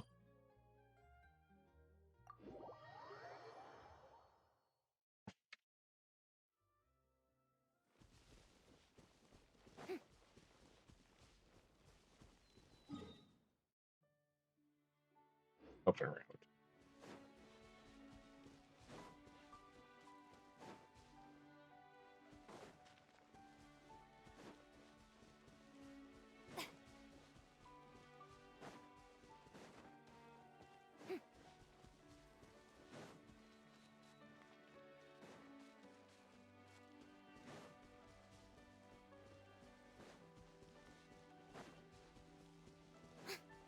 believe they're like right there next to the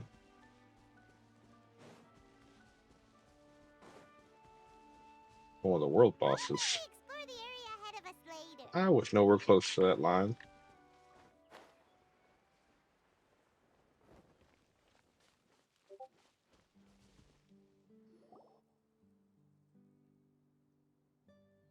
What is this place? Somewhere long forgotten by everyone. It used to be a grand building. Now it's nothing more than a pile of rubble. No one comes here anymore, nor does anyone care about what once happened here. Although, this place does have something to do with the story I'm about to tell you. It was before I became a harbinger, and before Linny and the others joined the House of the Hearth. Due to certain events, I first killed Clairvy and then her mother. And this is where it all happened. Whoa. You were the one that killed Clairvy?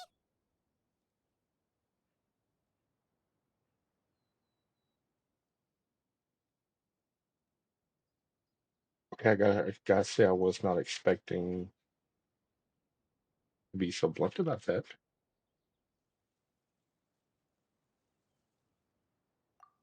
Patience now. Allow me to explain Clairvy's side of the story first. I'll start from the beginning. Clairvy was 6 years old when she was brought by her mother, Crucibina, to live in the House of the Hearth. From the outside, it seemed like a fairy tale. A thriving family made up of kind adults and friendly children. Crucibina was the knave at that time, and the House of the Hearth was under her control. She was Clairvy's mother by blood, but she was also the mother to all the children in the house. Clairvy was happy here, for a time. But she quickly realized that being part of this family wasn't a fairy tale at all. It was a kind of purgatory. Purgatory? Exactly. The House of the Hearth takes in war orphans from all over Tevat. But as for how to raise them, that depends entirely on the person in charge. Crucibina came up with a novel idea. She would teach the children to fight, force them to duel each other, and then crown as the king of the house the child who proved themselves most worthy of inheriting her title. It's difficult to estimate the number of children who died or were maimed in the process. There's little I can say about the ones who died. The ones that emerged with permanent injuries, on the other hand, well, they still served a purpose. They would be handed over to the doctor to be experimented on, or sent away on dangerous missions. Nothing more than tools to be used and then discarded. So those were the experiments Clairvy was talking about. But what actually happened to her? You said that Clairvy was Crucibina's daughter, so if Clairvy tried to convince her to stop what she was doing, Crucibina probably would have listened, right? Despite being Clairvy's mother, Crucibina cared little for her daughter. She forced Clairvy to join the House of the Hearth only as a means to demonstrate her own impartiality Sounds as so a right. mother, to prove Happy that she Saturday to you treated as all well. her Hope you're children having a good one. equally. Clairvy did try to convince her mother to change her ways, but it was to no avail. After her efforts failed, the only other option was to rise up and try to fight back. Unfortunately, the other children had already been thoroughly indoctrinated into the illusion of happiness Crucibina had created. Of course, there was one exception. Someone Clairvy's age who knew the truth about the House of the Hearth. Her name was Peruere.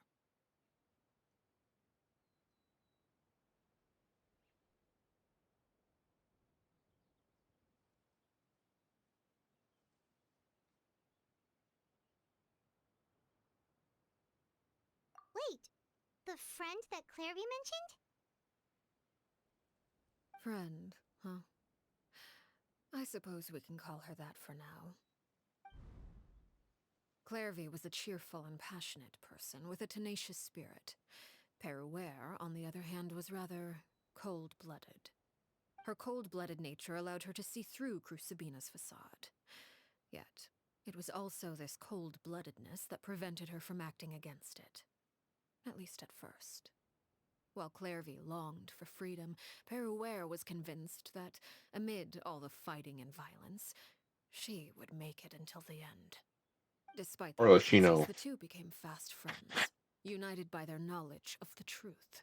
Clairvy told Peruere that she hoped to create a real family, where no one would be killed or sacrificed. There may have been a certain naivete to her ideas, but Clairvy proved her determination many times over. She tried countless times to run away, ask for help, or expose the truth. But her efforts only earned her beating after beating. The only thing that kept her going was her strength of will. Even with her body racked with pain, she would still stand on her tiptoes and open the window at night. I think She so. and Peruere would look Lena. out at the moon together, a fierce longing for freedom shining in her eyes. But one day that light simply vanished. Oh no. What happened? Her hopelessness resulted from a culmination of things. 10 years had passed. 10 years worth of failure after failure. She and Peruere weren't children anymore, but finding any chance to escape still seemed as Peruere hopeless is as ever. Arlecchino. It was during this Okay. time that Peruere suggested a new plan. If escaping was out of the question, why not take down the very person sitting on top of this throne of lies? Mother herself. Clairvy rejected that proposal. She claimed that, as a famous harbinger, Crucibina possessed an unimaginable amount of power. Trying to kill her would have an incredibly low chance of success. Clairvy never gave another reason, but Peruere could see it written all over her face. Clairvy still thought of Crucibina as her mother. Killing her own flesh and blood was a line she couldn't bring herself to Claire cross. V scenario looks like If she March couldn't 7th. escape and fight back, then only one option remained. Precisely. Death was the only way that she felt she could be free. It happened during a duel. When she arrived at the dueling ring that day, her partner turned out to be none other than Peruere. The very person that had stood by her side all those years. It was a fierce battle. But ultimately, Clairvy decided to let Peruere end her life. From that moment on, Peruere's journey was one written in flames. When the rain finally came and washed it all away, there she stood, the sole victor in Mother's endless game of slaughter. A trail of corpses strewn across her path to success. It was the very result she had predicted 10 years prior. Even then, she believed she would make it until the end. She wasn't surprised by the fact that she emerged as Mother's undisputed heir. Rather, her success left her with an inexplicable sense of restlessness. She was unsettled. And there was only one thing that could quell that sensation. Perhaps you two would like to take a guess as to what it was? Crucibina, you mean? But... Correct. This is the place where Peruere killed her best friend. A mere year later, this is also the place where she fought tooth and nail to kill the mother they shared. The moment she acted, any conception of what was right or wrong ceased to matter. It's one of the principles of the house. Only those who survive get to write the rules. Peruere won the battle, and became a harbinger herself. After which Her Majesty, the Tsaritsa, bestowed upon her a new name. Arlecchino. So the Perry Clairvy was talking about... It was you all along. You're Peruere. Arlecchino is just a name you got later. I left that name behind long ago. I must say, hearing it now does bring back memories. After I defeated Crucibina, the moniker of Mother died with her. I chose to forego the title she called herself and even chose to give up my own name. I rebuilt the House of the Hearth under a new identity. Not only as Arlecchino, but as father. And that is where the story ends. Any more questions? I think that's just where it begins as well. It needs to continue. Yeah, based on what you just told us, Clairvy wasn't a little kid when she was killed. So the Clairvy we met, was she really a spirit at all? I suppose you could call her an illusion born of flame. Her existence is like ashes to a fire, something left over in the wake of blaze and ruin. You see, a certain power runs through my veins. It's not unlike a curse. My flames leave behind shadows of anything they consume. Of course, the chances of those shadows morphing into a sentient entity are exceedingly slim. Clairvy is a very special case. Clairvy died when she was 16 years old, but what emerged from the flames was her 6-year-old self. Her appearance wasn't the only thing affected. Most of her memories were lost to the blaze as well. Memory is a mysterious thing indeed. Losing a portion of your memories will alter your sense of self. Lose 10 years' worth, however, and it would be like living in the past. Like returning to a version of yourself that never grew up. No wonder Paimon got such a weird feeling when we were talking to her. Perhaps I should put it this way. Clairvy is someone trapped in time. It may seem like she exists with us in the present, but she truly lives in the confines of her own past. So if all of that is true, then you must have known about Clairvy for a long time. Indeed. She's a rather volatile and unstable entity. Sometimes she would look after the children. She's even saved some of their lives. But other times, she would hide from me and become obsessed with revealing the truth about the house to anyone who will listen. Shadows don't have the capacity to learn or grow. Any new information they encounter is quickly forgotten over time. Your attempts to expose Clairvy to sunlight. They failed, yes? The reason is actually quite simple. In Clairvy's mind, the house is impossible to escape, and it is this very perception that traps her there. But no matter. All I have to do is kill her again, and all will be resolved. I don't anticipate so much as a single speck of ash will be left behind this time. Wait! Paimon can understand why you might want her gone, but isn't there another way? So what if she's trapped in her 6-year-old self? She's still your friend! At least talk to her first! I'm kind of with Paimon on this one. It's too late for that. She broke the rules, and now she must be punished. That goes for Filial and Nantoy as well. She's had quite the effect on them. I hope you understand the difference between Crucibina and myself lies in our formulation of the rules, not our policy for enforcing them. Upholding the rules without question is a trait we both share, because that is how a household should be run. Is this really what you want to do? The traveler Whatever speaks. could you mean? Don't you want to say a proper goodbye at least?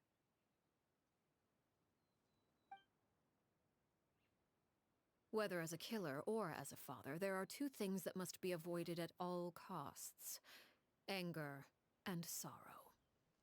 Anger makes you impulsive. Sorrow causes you to waver. Well, it appears it's about time to proceed. Before we arrived, I told some of my well-behaved children to bring our troublemakers here by nightfall. I do believe I've kept my end of the deal. I give your friends quite a bit more time. As for what happens now, we'll just have to wait and see.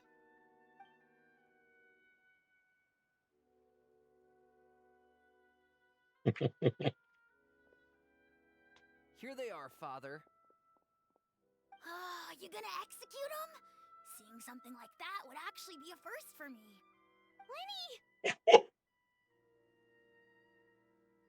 Lenny! Yeah, broke everybody. I'm sorry. I heard about how you helped buy us more time. But I still failed. I couldn't find a way to fulfill her wish. Huh? Are you... Perry? Indeed, it's been a while, Clairvy. Perry! Shh.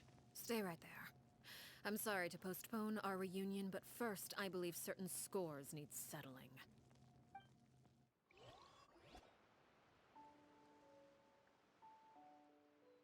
Father, let me explain. Out of my way. Father!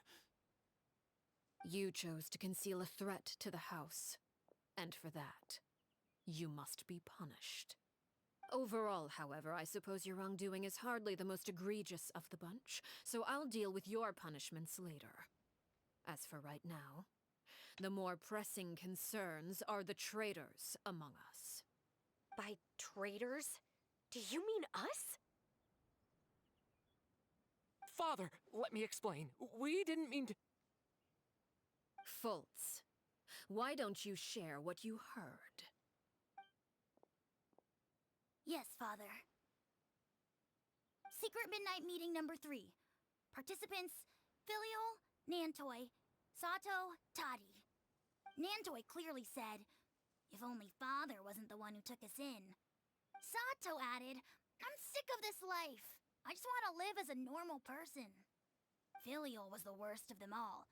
She called us crazies and said a bunch of mean things about Father. Well, I mean, you strangled I did cats not! and animals, so You're lying! Fultz is trying to frame us! Holtz is a little crazy. It's not like I'm the only one who heard those things.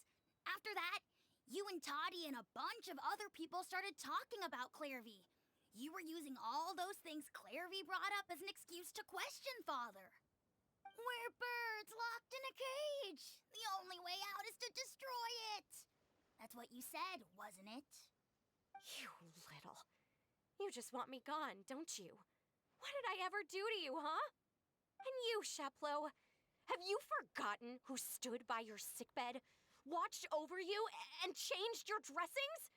Come on, let's hear it then. What's your reason for all this?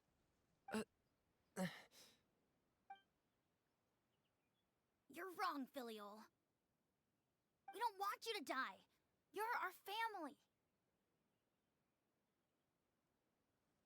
Liar. You wouldn't be doing this if that were the case. So why? Why have you backed us into a corner? We all live in the House of the Hearth. You know the type of work we do, Filial. A single betrayal can cost dozens of us our lives.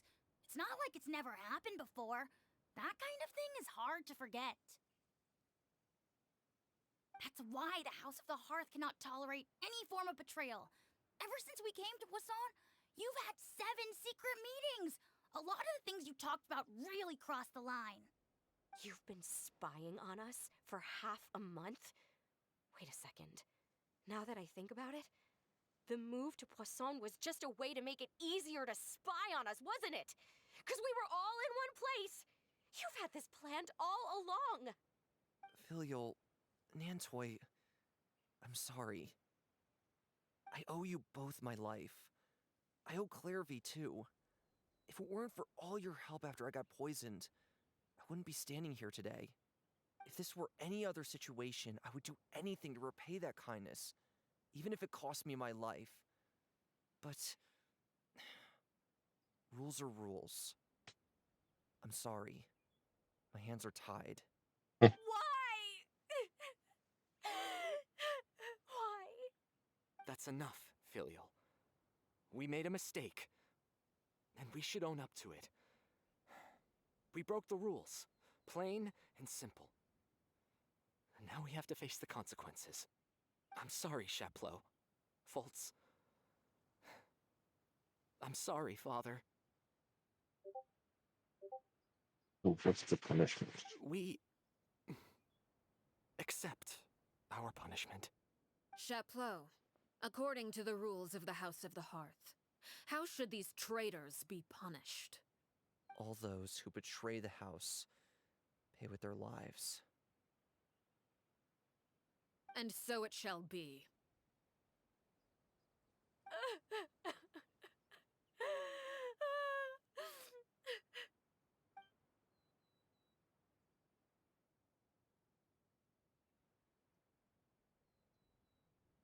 Father, please wait! Something you want to say, Linny? Please reconsider, Father. What Filial and the others did, does it really count as betrayal? We all come from broken families. From the very first day we joined the House of the Hearth, we wanted nothing more than to make it a real home. But the truth is, none of us know what a real home should look like. I'm not saying I have all the answers. All I know is this. Killing Filial and the others may uphold the rules, but doing so will only bring us further away from being a real family than we've ever been. So please, Father, please, reconsider. I agree with Linny. Father, please. Linny, you...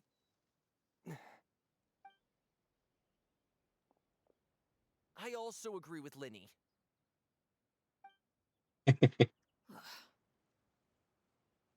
An Uh-oh. order once given cannot be rescinded. However, given the extent of your determination, I suppose we shall have to go about this a different way. Draw Oh. your weapons and face Okay. Our weapons? Father, are you referring to a duel? Precisely. The rules of the house will not be altered. Traitors must be punished. However, resolving disputes with a duel is also one of our rules, one that also applies to me. Demonstrate a sufficient showing of strength, and I shall offer a concession. Wait. Beat Father in a duel? Yeah. Impossible. Father is way too strong, even for Lenny.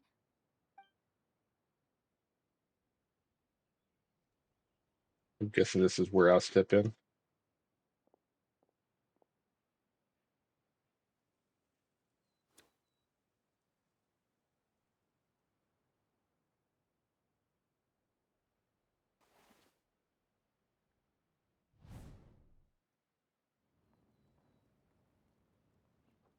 Did you hear that, Traveler? Lenny and the others have to duel the knave. What should we do? Can they really win something like that? If they lose, those people from the house are really gonna be executed. Hey, are you listening? Oh, it would be awesome if they make a movie.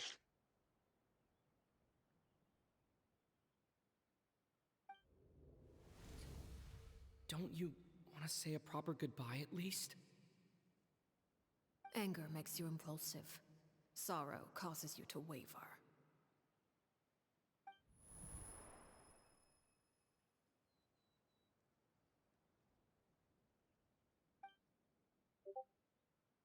Oh, looking at that expression on her face, she seems really serious about this. Guess that means there's no chance she's throwing the duel on purpose, huh?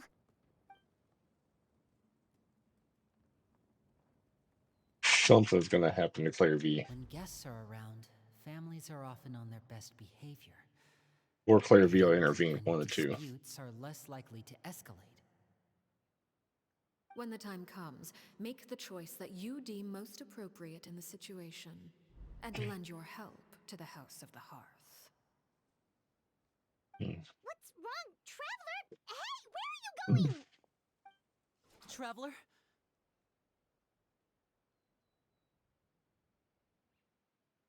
Yep.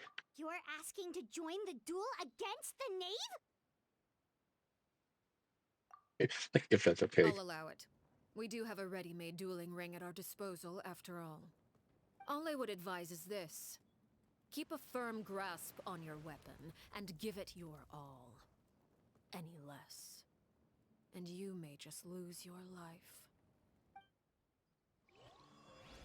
Oh boy.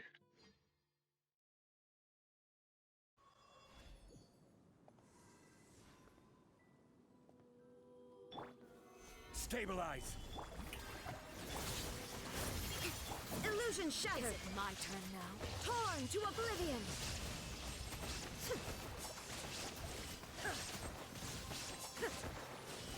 Now's our chance. With these rising flames. Is it my turn? Solidify. This is order.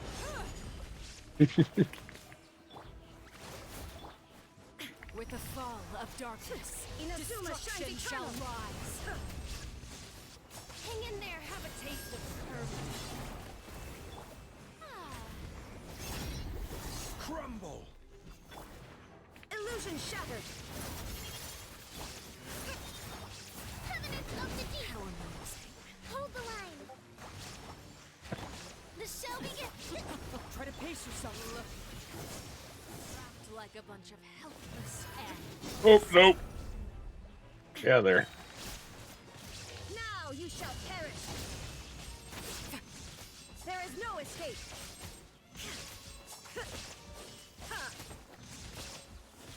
Now's our chance.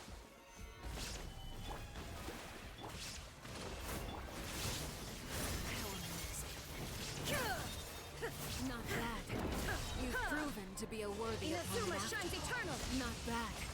You've proven to be a worthy opponent. Shine down. Hang in there.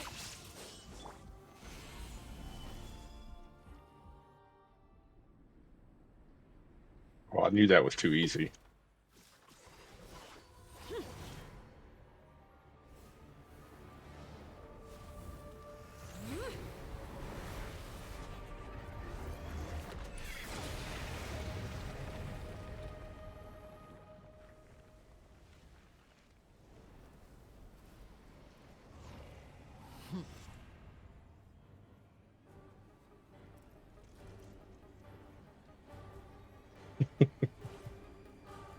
Oh boy. Oh God. That's not fair. My blade is all that remains. Rust and Reaven. I will have order. There is no escape.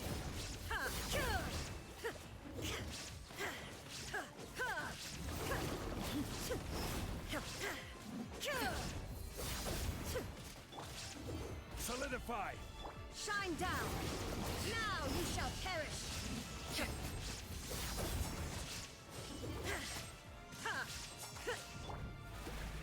Allow me. Let's see. Now's our chance. Over here. Oh. Flame. Fleeting. Bullshit. Bullshit. Ruin remains. Struggle. Watch out for Father's movements. Look out! Stabilize. Rust and Reaven. Oh, brilliant.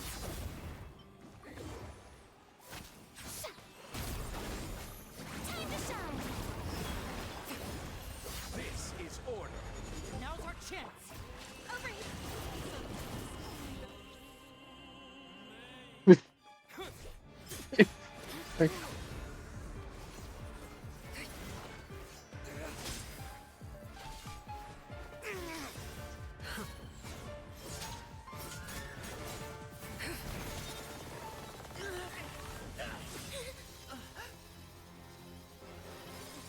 Holy crap, Fremenade. Way to go. You should know better than to crowd in one place.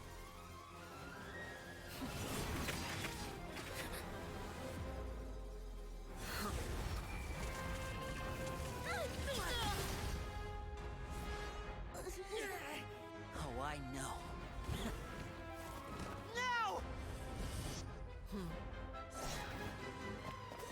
I'm sorry, Father!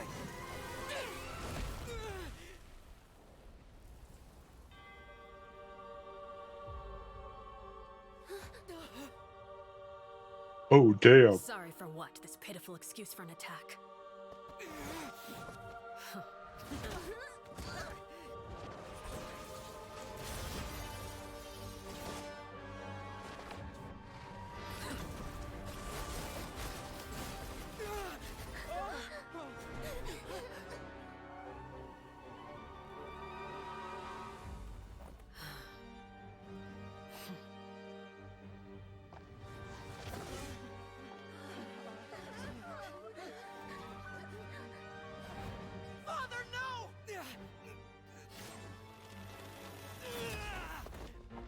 Made it out, did you? You're stronger than I expected.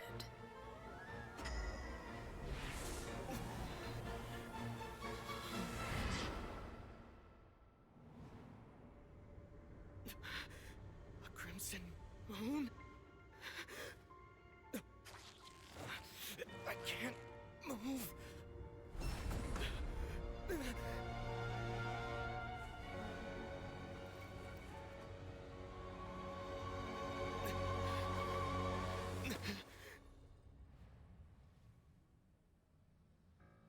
Still, not strong enough to beat me.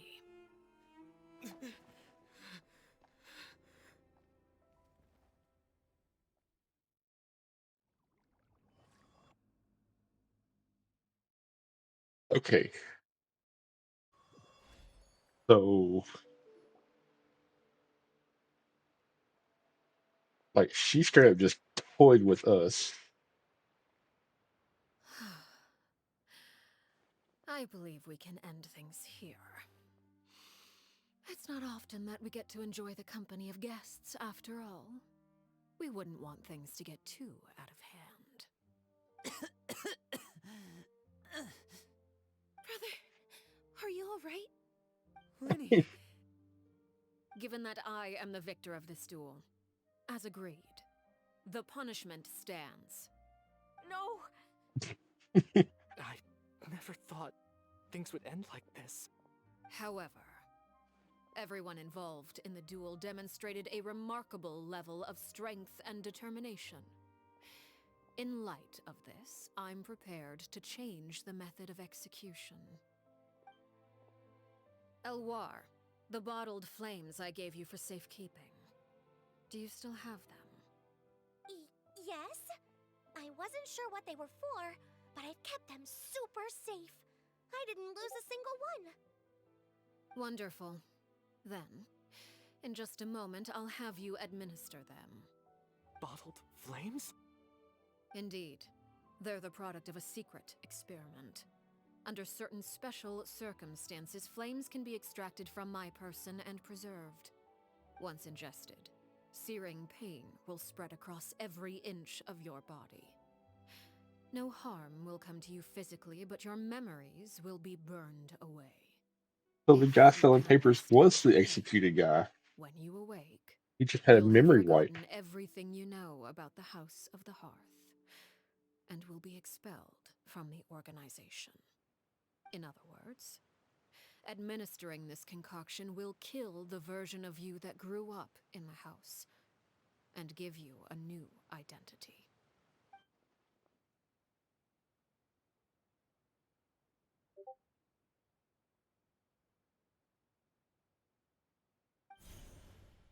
Memory is a mysterious thing indeed. Losing a portion of your memories will alter your sense of self.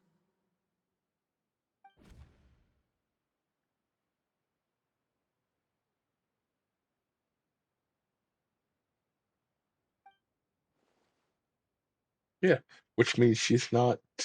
So, you're just letting us go, Father? You misunderstand. Memories are extremely important. Once consumed by flame, the version of you standing before me will die, and our secrets will die with you. So no, I don't intend to just let you go, because the person who survives will be nothing but a stranger. Even so, I won't have to live in fear anymore. I'm sorry, Father. I'm sorry I let She's you really down. not as evil as But she portrays I them. really... Don't cry, Filial. You haven't She, left the house yet, so there are still she is like rules to be child. followed, yes. Remember what I taught you.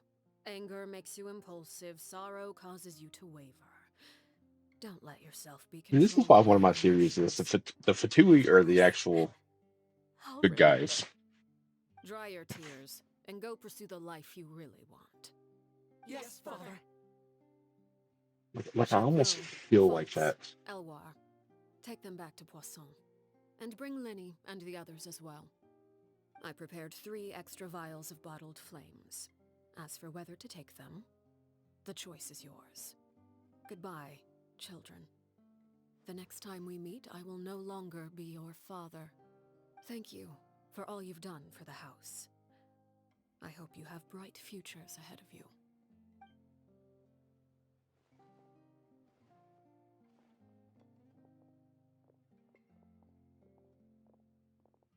Father.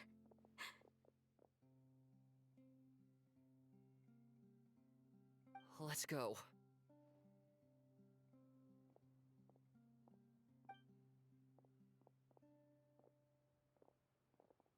Here, grab my arm, Lemmy. I'll help you walk back. Thank you.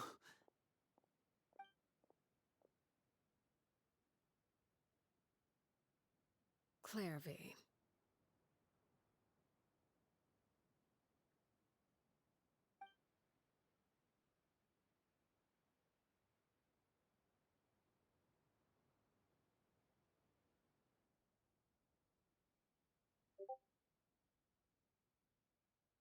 Can we talk now?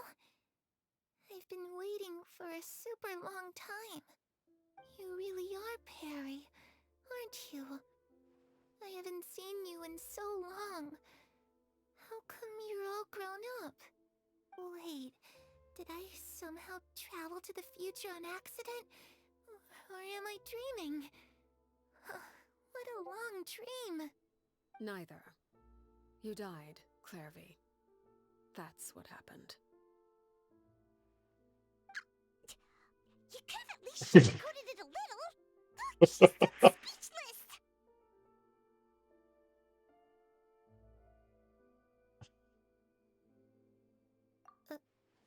Oh. Okay then. Huh? That's it? You accepted it just like that? Yep. If that's what Perry says happened, then I believe her. Perry wouldn't lie to me. Plus, I don't really need to know why I'm like this. I'm more curious about what happens in the future. If you're a harbinger now, Perry, that means Mother is gone, isn't she? Can you tell me about it? I want to know what happened to her. And to me. You never stopped trying to defy fate. At first, no one believed you. You could only vent your frustrations to the moon. In fact, you often sought comfort in the night sky.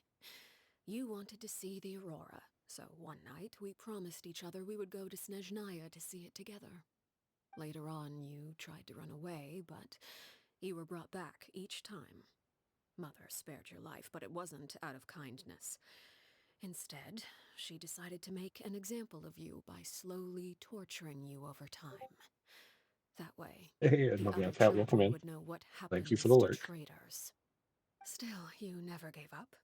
Mother hoped that through ruthless duel after ruthless duel, she would be able to crown an ultimate victor among the children she raised. But you called on everyone to unite, to fight to a draw in order to reduce casualties. Your efforts may have only delayed the inevitable, but still. You gave them hope. You tried everything you could think of, but every attempt ended in failure. Still, you never turned your sword on Crucibina, and you never turned it on me. On that gloomy day, you told me, "For the last 16 years of my life, I've done everything I can to fight for freedom. But now, I realize that the only freedom I truly possess is the freedom to choose to die." I never imagined I would say something like that. I must have been feeling really worn down. But somehow, I still think I understand. According to Mother's plan, only one of us was going to make it until the end. And I always hoped that person would be you. If I could do it all over again, I still don't think I would make a different choice. Even when I first met you, I knew you'd be able to do what I couldn't. Is that so? Even now, I'm not sure I truly understand what kind of freedom you were trying to pursue. But as the head of the House of the Hearth, and as the children's father, I've tried to give them the most basic of freedoms. the freedom to choose their own fate. It's something I discussed with the Eudex of Fontaine. The children who want to leave the house will have their memories wiped clean of all secrets pertaining to the organization. In return, they will be allowed to live a normal life in Fontaine without being prosecuted for their past. Of course, I won't simply hand freedom to them on a silver platter. They have to fight for it and prove themselves worthy of it. Only freedom that is earned has true value. That's more than enough. That's exactly the kind of life I was fighting for. You know, Perry, I think you're a pretty amazing king, and a really great father, too. I'm really happy that you're the one who took over the house. I guess I do have one regret, though. I still haven't seen the outside world. Well, it just so happens that our dear guests over here have been to many nations and traveled to countless places. Perhaps they would be willing to tell you what the outside world is like. Really? Of course! We've traveled all over the place. We've got so many stories, we could probably talk your ears off for 3 days straight. Like you see, there's these uh, people called Harvey. They're going around stealing noses. Well, let's see. Talk about.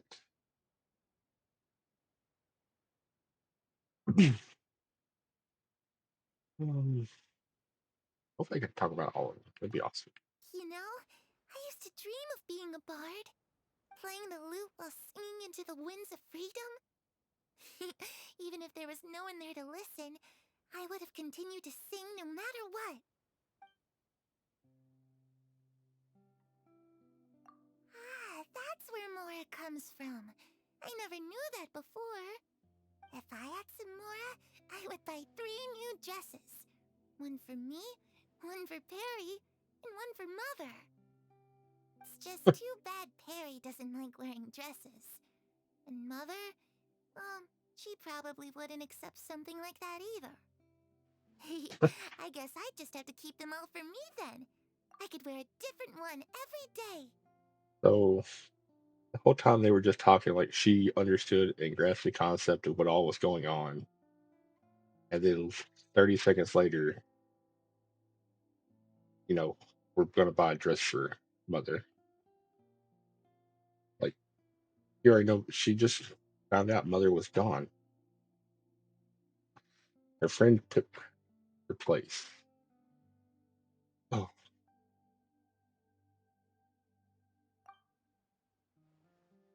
some little things just kind of irked me. Those yokai you mentioned, what do they look like? I once saw a drawing of this one guy with horns on his head and a super scary face. Are there any yokai like that? Oh, sounds like you're talking about an Oni. Yep, we've met one, and let Paimon tell you, they're not nearly as scary as they look. I was always too afraid to skip Mother's fighting lessons. But at the academia, I bet you could do all sorts of secret things in class. Things that have nothing to do with studying. I'm just kidding. Being able to study whatever you want without having to fear for your life actually sounds pretty great.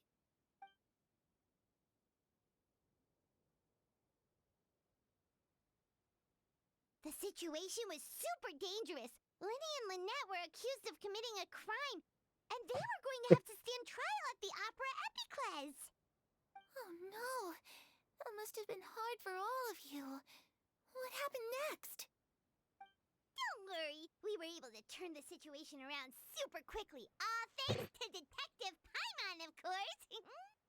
How'd you do that? Oh, Come on, tell me. I Okay, swear, if they so ever it put was a like skin this. in After the there failed magic for show, we rushed to Paimon, the scene and... that's the glasses and mustache, they would make a fortune. Because I would probably be one of them that would buy it.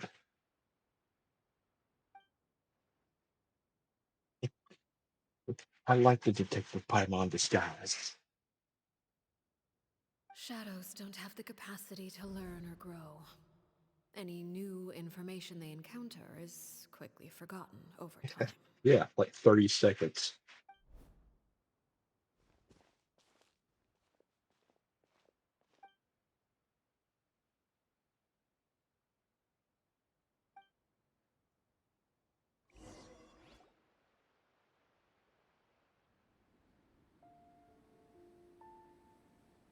Clairvy, you've worked tirelessly from the shadows to overthrow the House of the Hearth.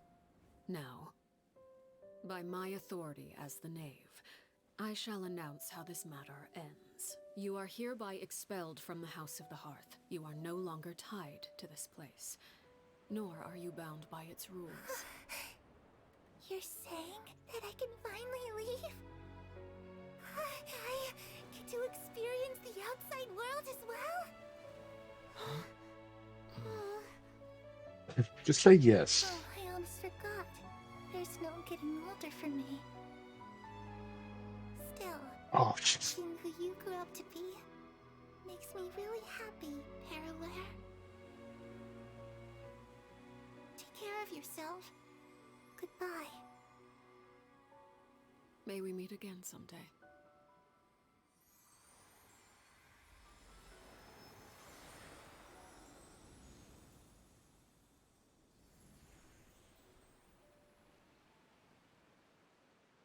Clairvy.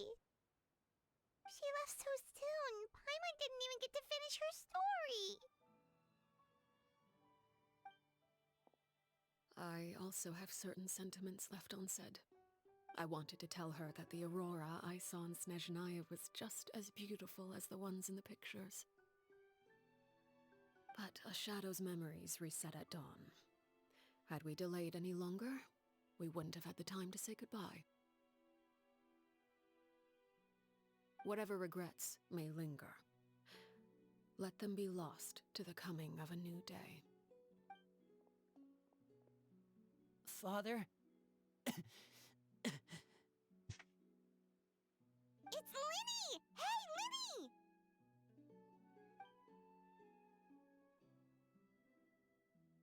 What is he doing back here? Let's go check it out.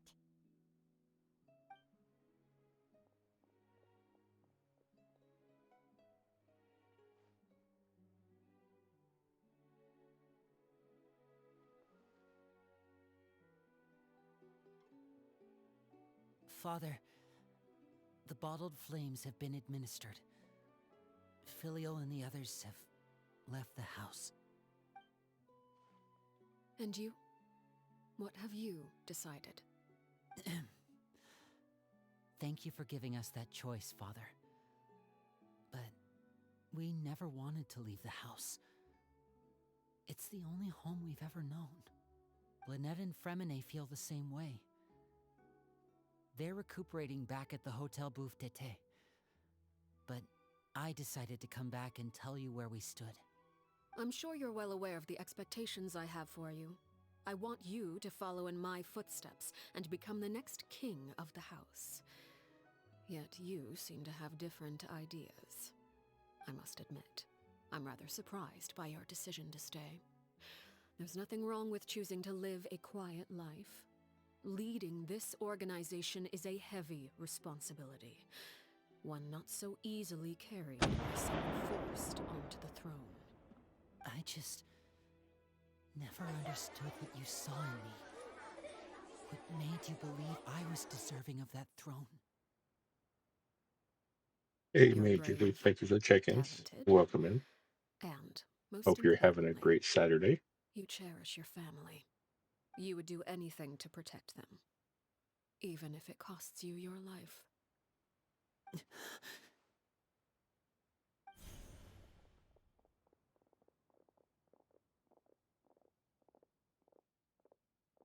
Speaking up back there was so brave of you, Linny.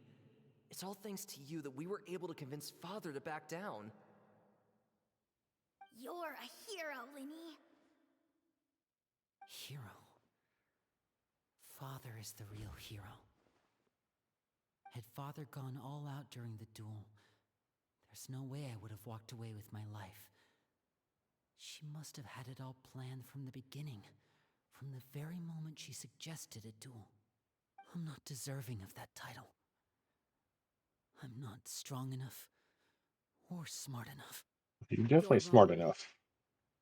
In my opinion, all you need to be deserving of the throne is conviction and the necessary strength to act on it. We may have different ideas of what it means to be a family, but you can hardly be said to lack conviction.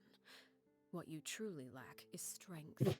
For someone of your talent, though, that's something that will come with time. Even without that strength, you still chose to face me in a duel, even though the odds were stacked against you. That capacity to honor your convictions is what I truly see in you. Father. No one knows what the future holds, what tragedy or triumph may be in store.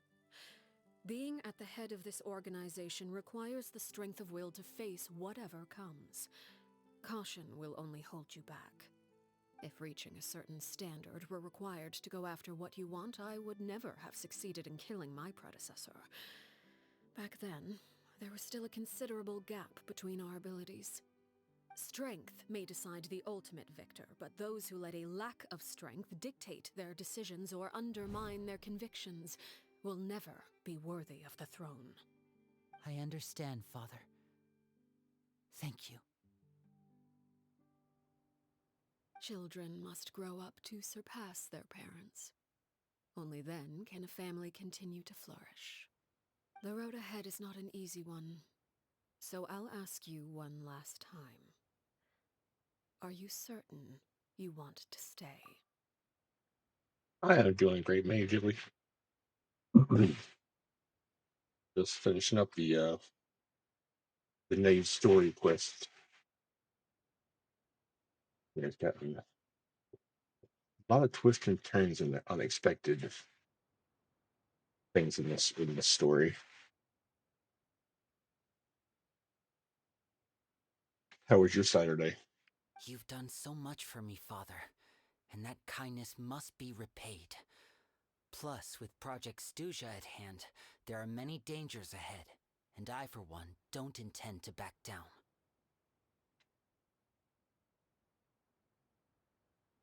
Protecting my family at all costs. That's my conviction. Then you're welcome to stay. As for Project Stuja, you need not be too concerned. If those cowardly businessmen and heartless dignitaries try to take us down, I'm prepared to teach them a lesson. Having members who longed for the light was our organization's last weakness.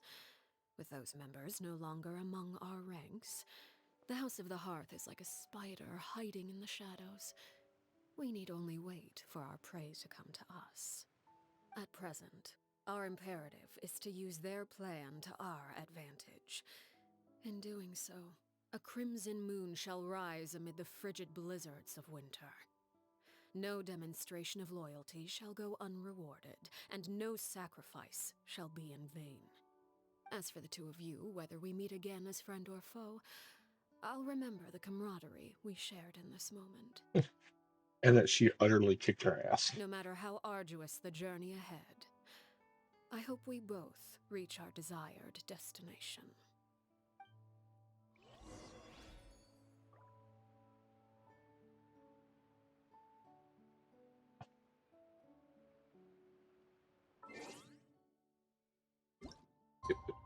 Skip ahead 2 days, one day after tomorrow.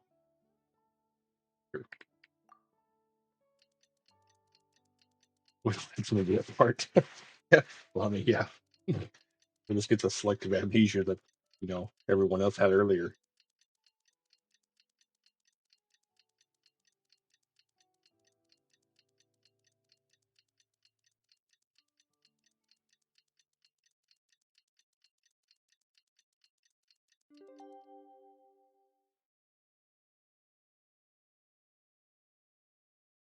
A shout out for us doing it.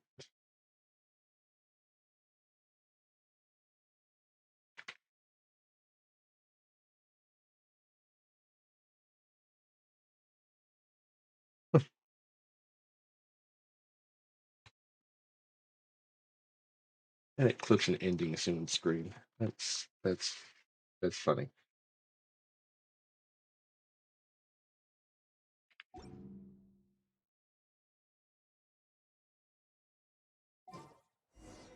Didn't Linny say that Lynette and Fremine were recovering at the Hotel Bouffe d'été? Oh, Paimon wonders how they're doing. Maybe we should go check on them. Where is?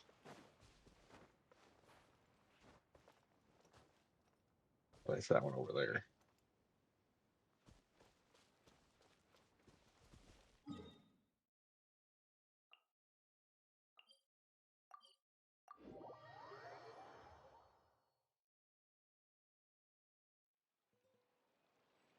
Yeah, maybe Jill, you got any plans for this weekend or later today or?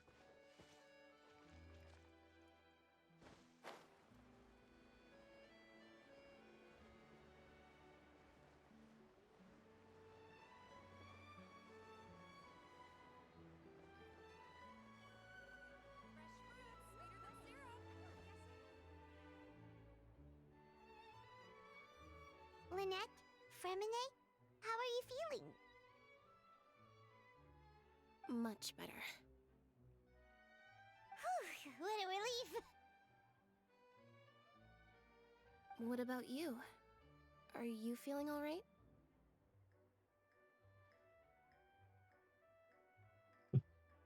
There's no need to I worry. knew you'd come out unscathed. Us, on the other hand, well, we've been bedridden for 2 days. I couldn't even turn over. Oh, and I wanted to ask, is Clairvy gone? Linny and the other members have left Poisson and returned to the House of the Hearth. According to him, there haven't been any more sightings of a spirit roaming the house. I see. I'm glad. Father came to check up on us 2 days ago and told us about what happened with Crucibina and Clairvy. Actually, I've met Crucibina before. Wait, how?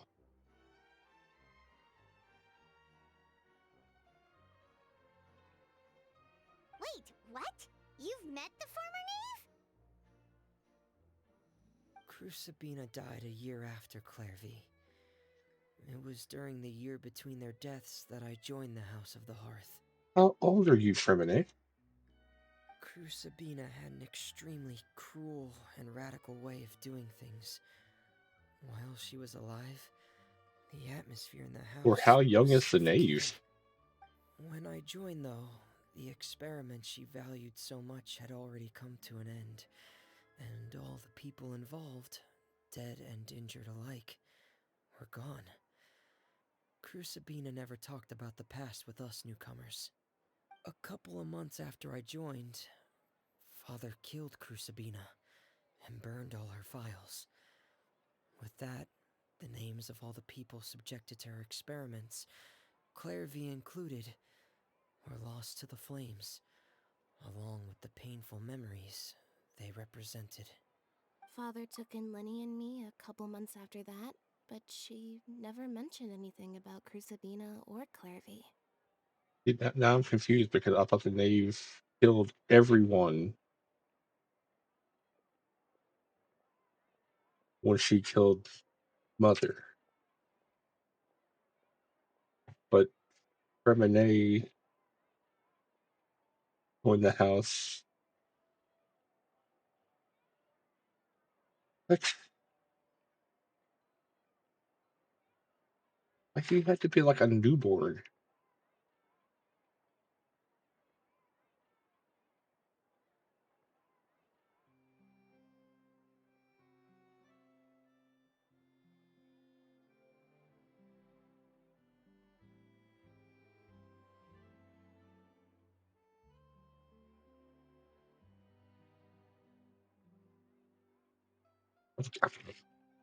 Fine. Hey, Chronic Gameplay, thanks for checking in. Welcome in. How was your Saturday? I mean, the whole thing is, I could have swore the knave said that she killed everyone when she went and killed Mother. which means there was no members of the House of Hearth at that point. Like she rebuilt it,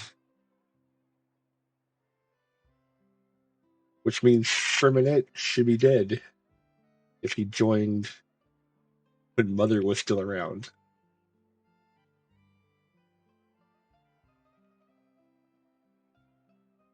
Awesome. Glad to hear that.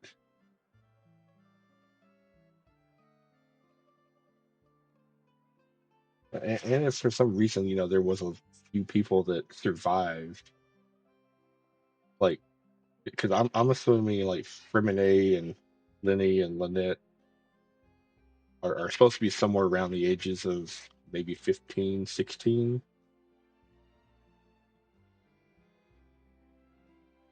So like for him to have a memory and the knave killed Mother when she was what, like 16 or 17.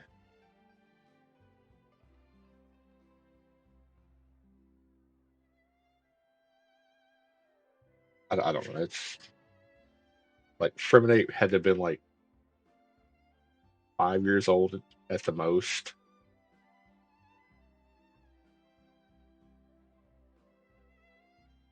I don't know. Math ain't mathing.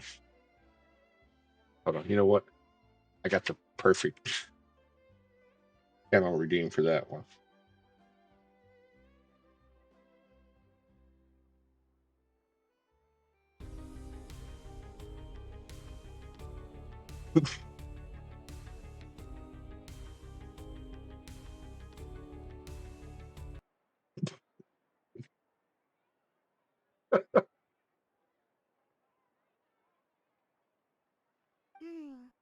It really seems like something she was planning to keep to herself.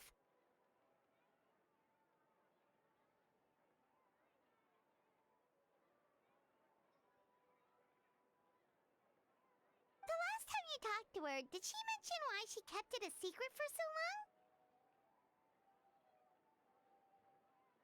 long? She said she didn't want us to be affected by the darkness See, of and the I thought, past. She was worried we'd develop a false sense of gratitude towards her if we knew about it. and if I remember right, during the Fontaine quest line, Lenny and Lynette said that they joined the House of Hearth. I want to say when they were around 8. And he just said it was a year after, so that would have been like he would have been either 6 or 7,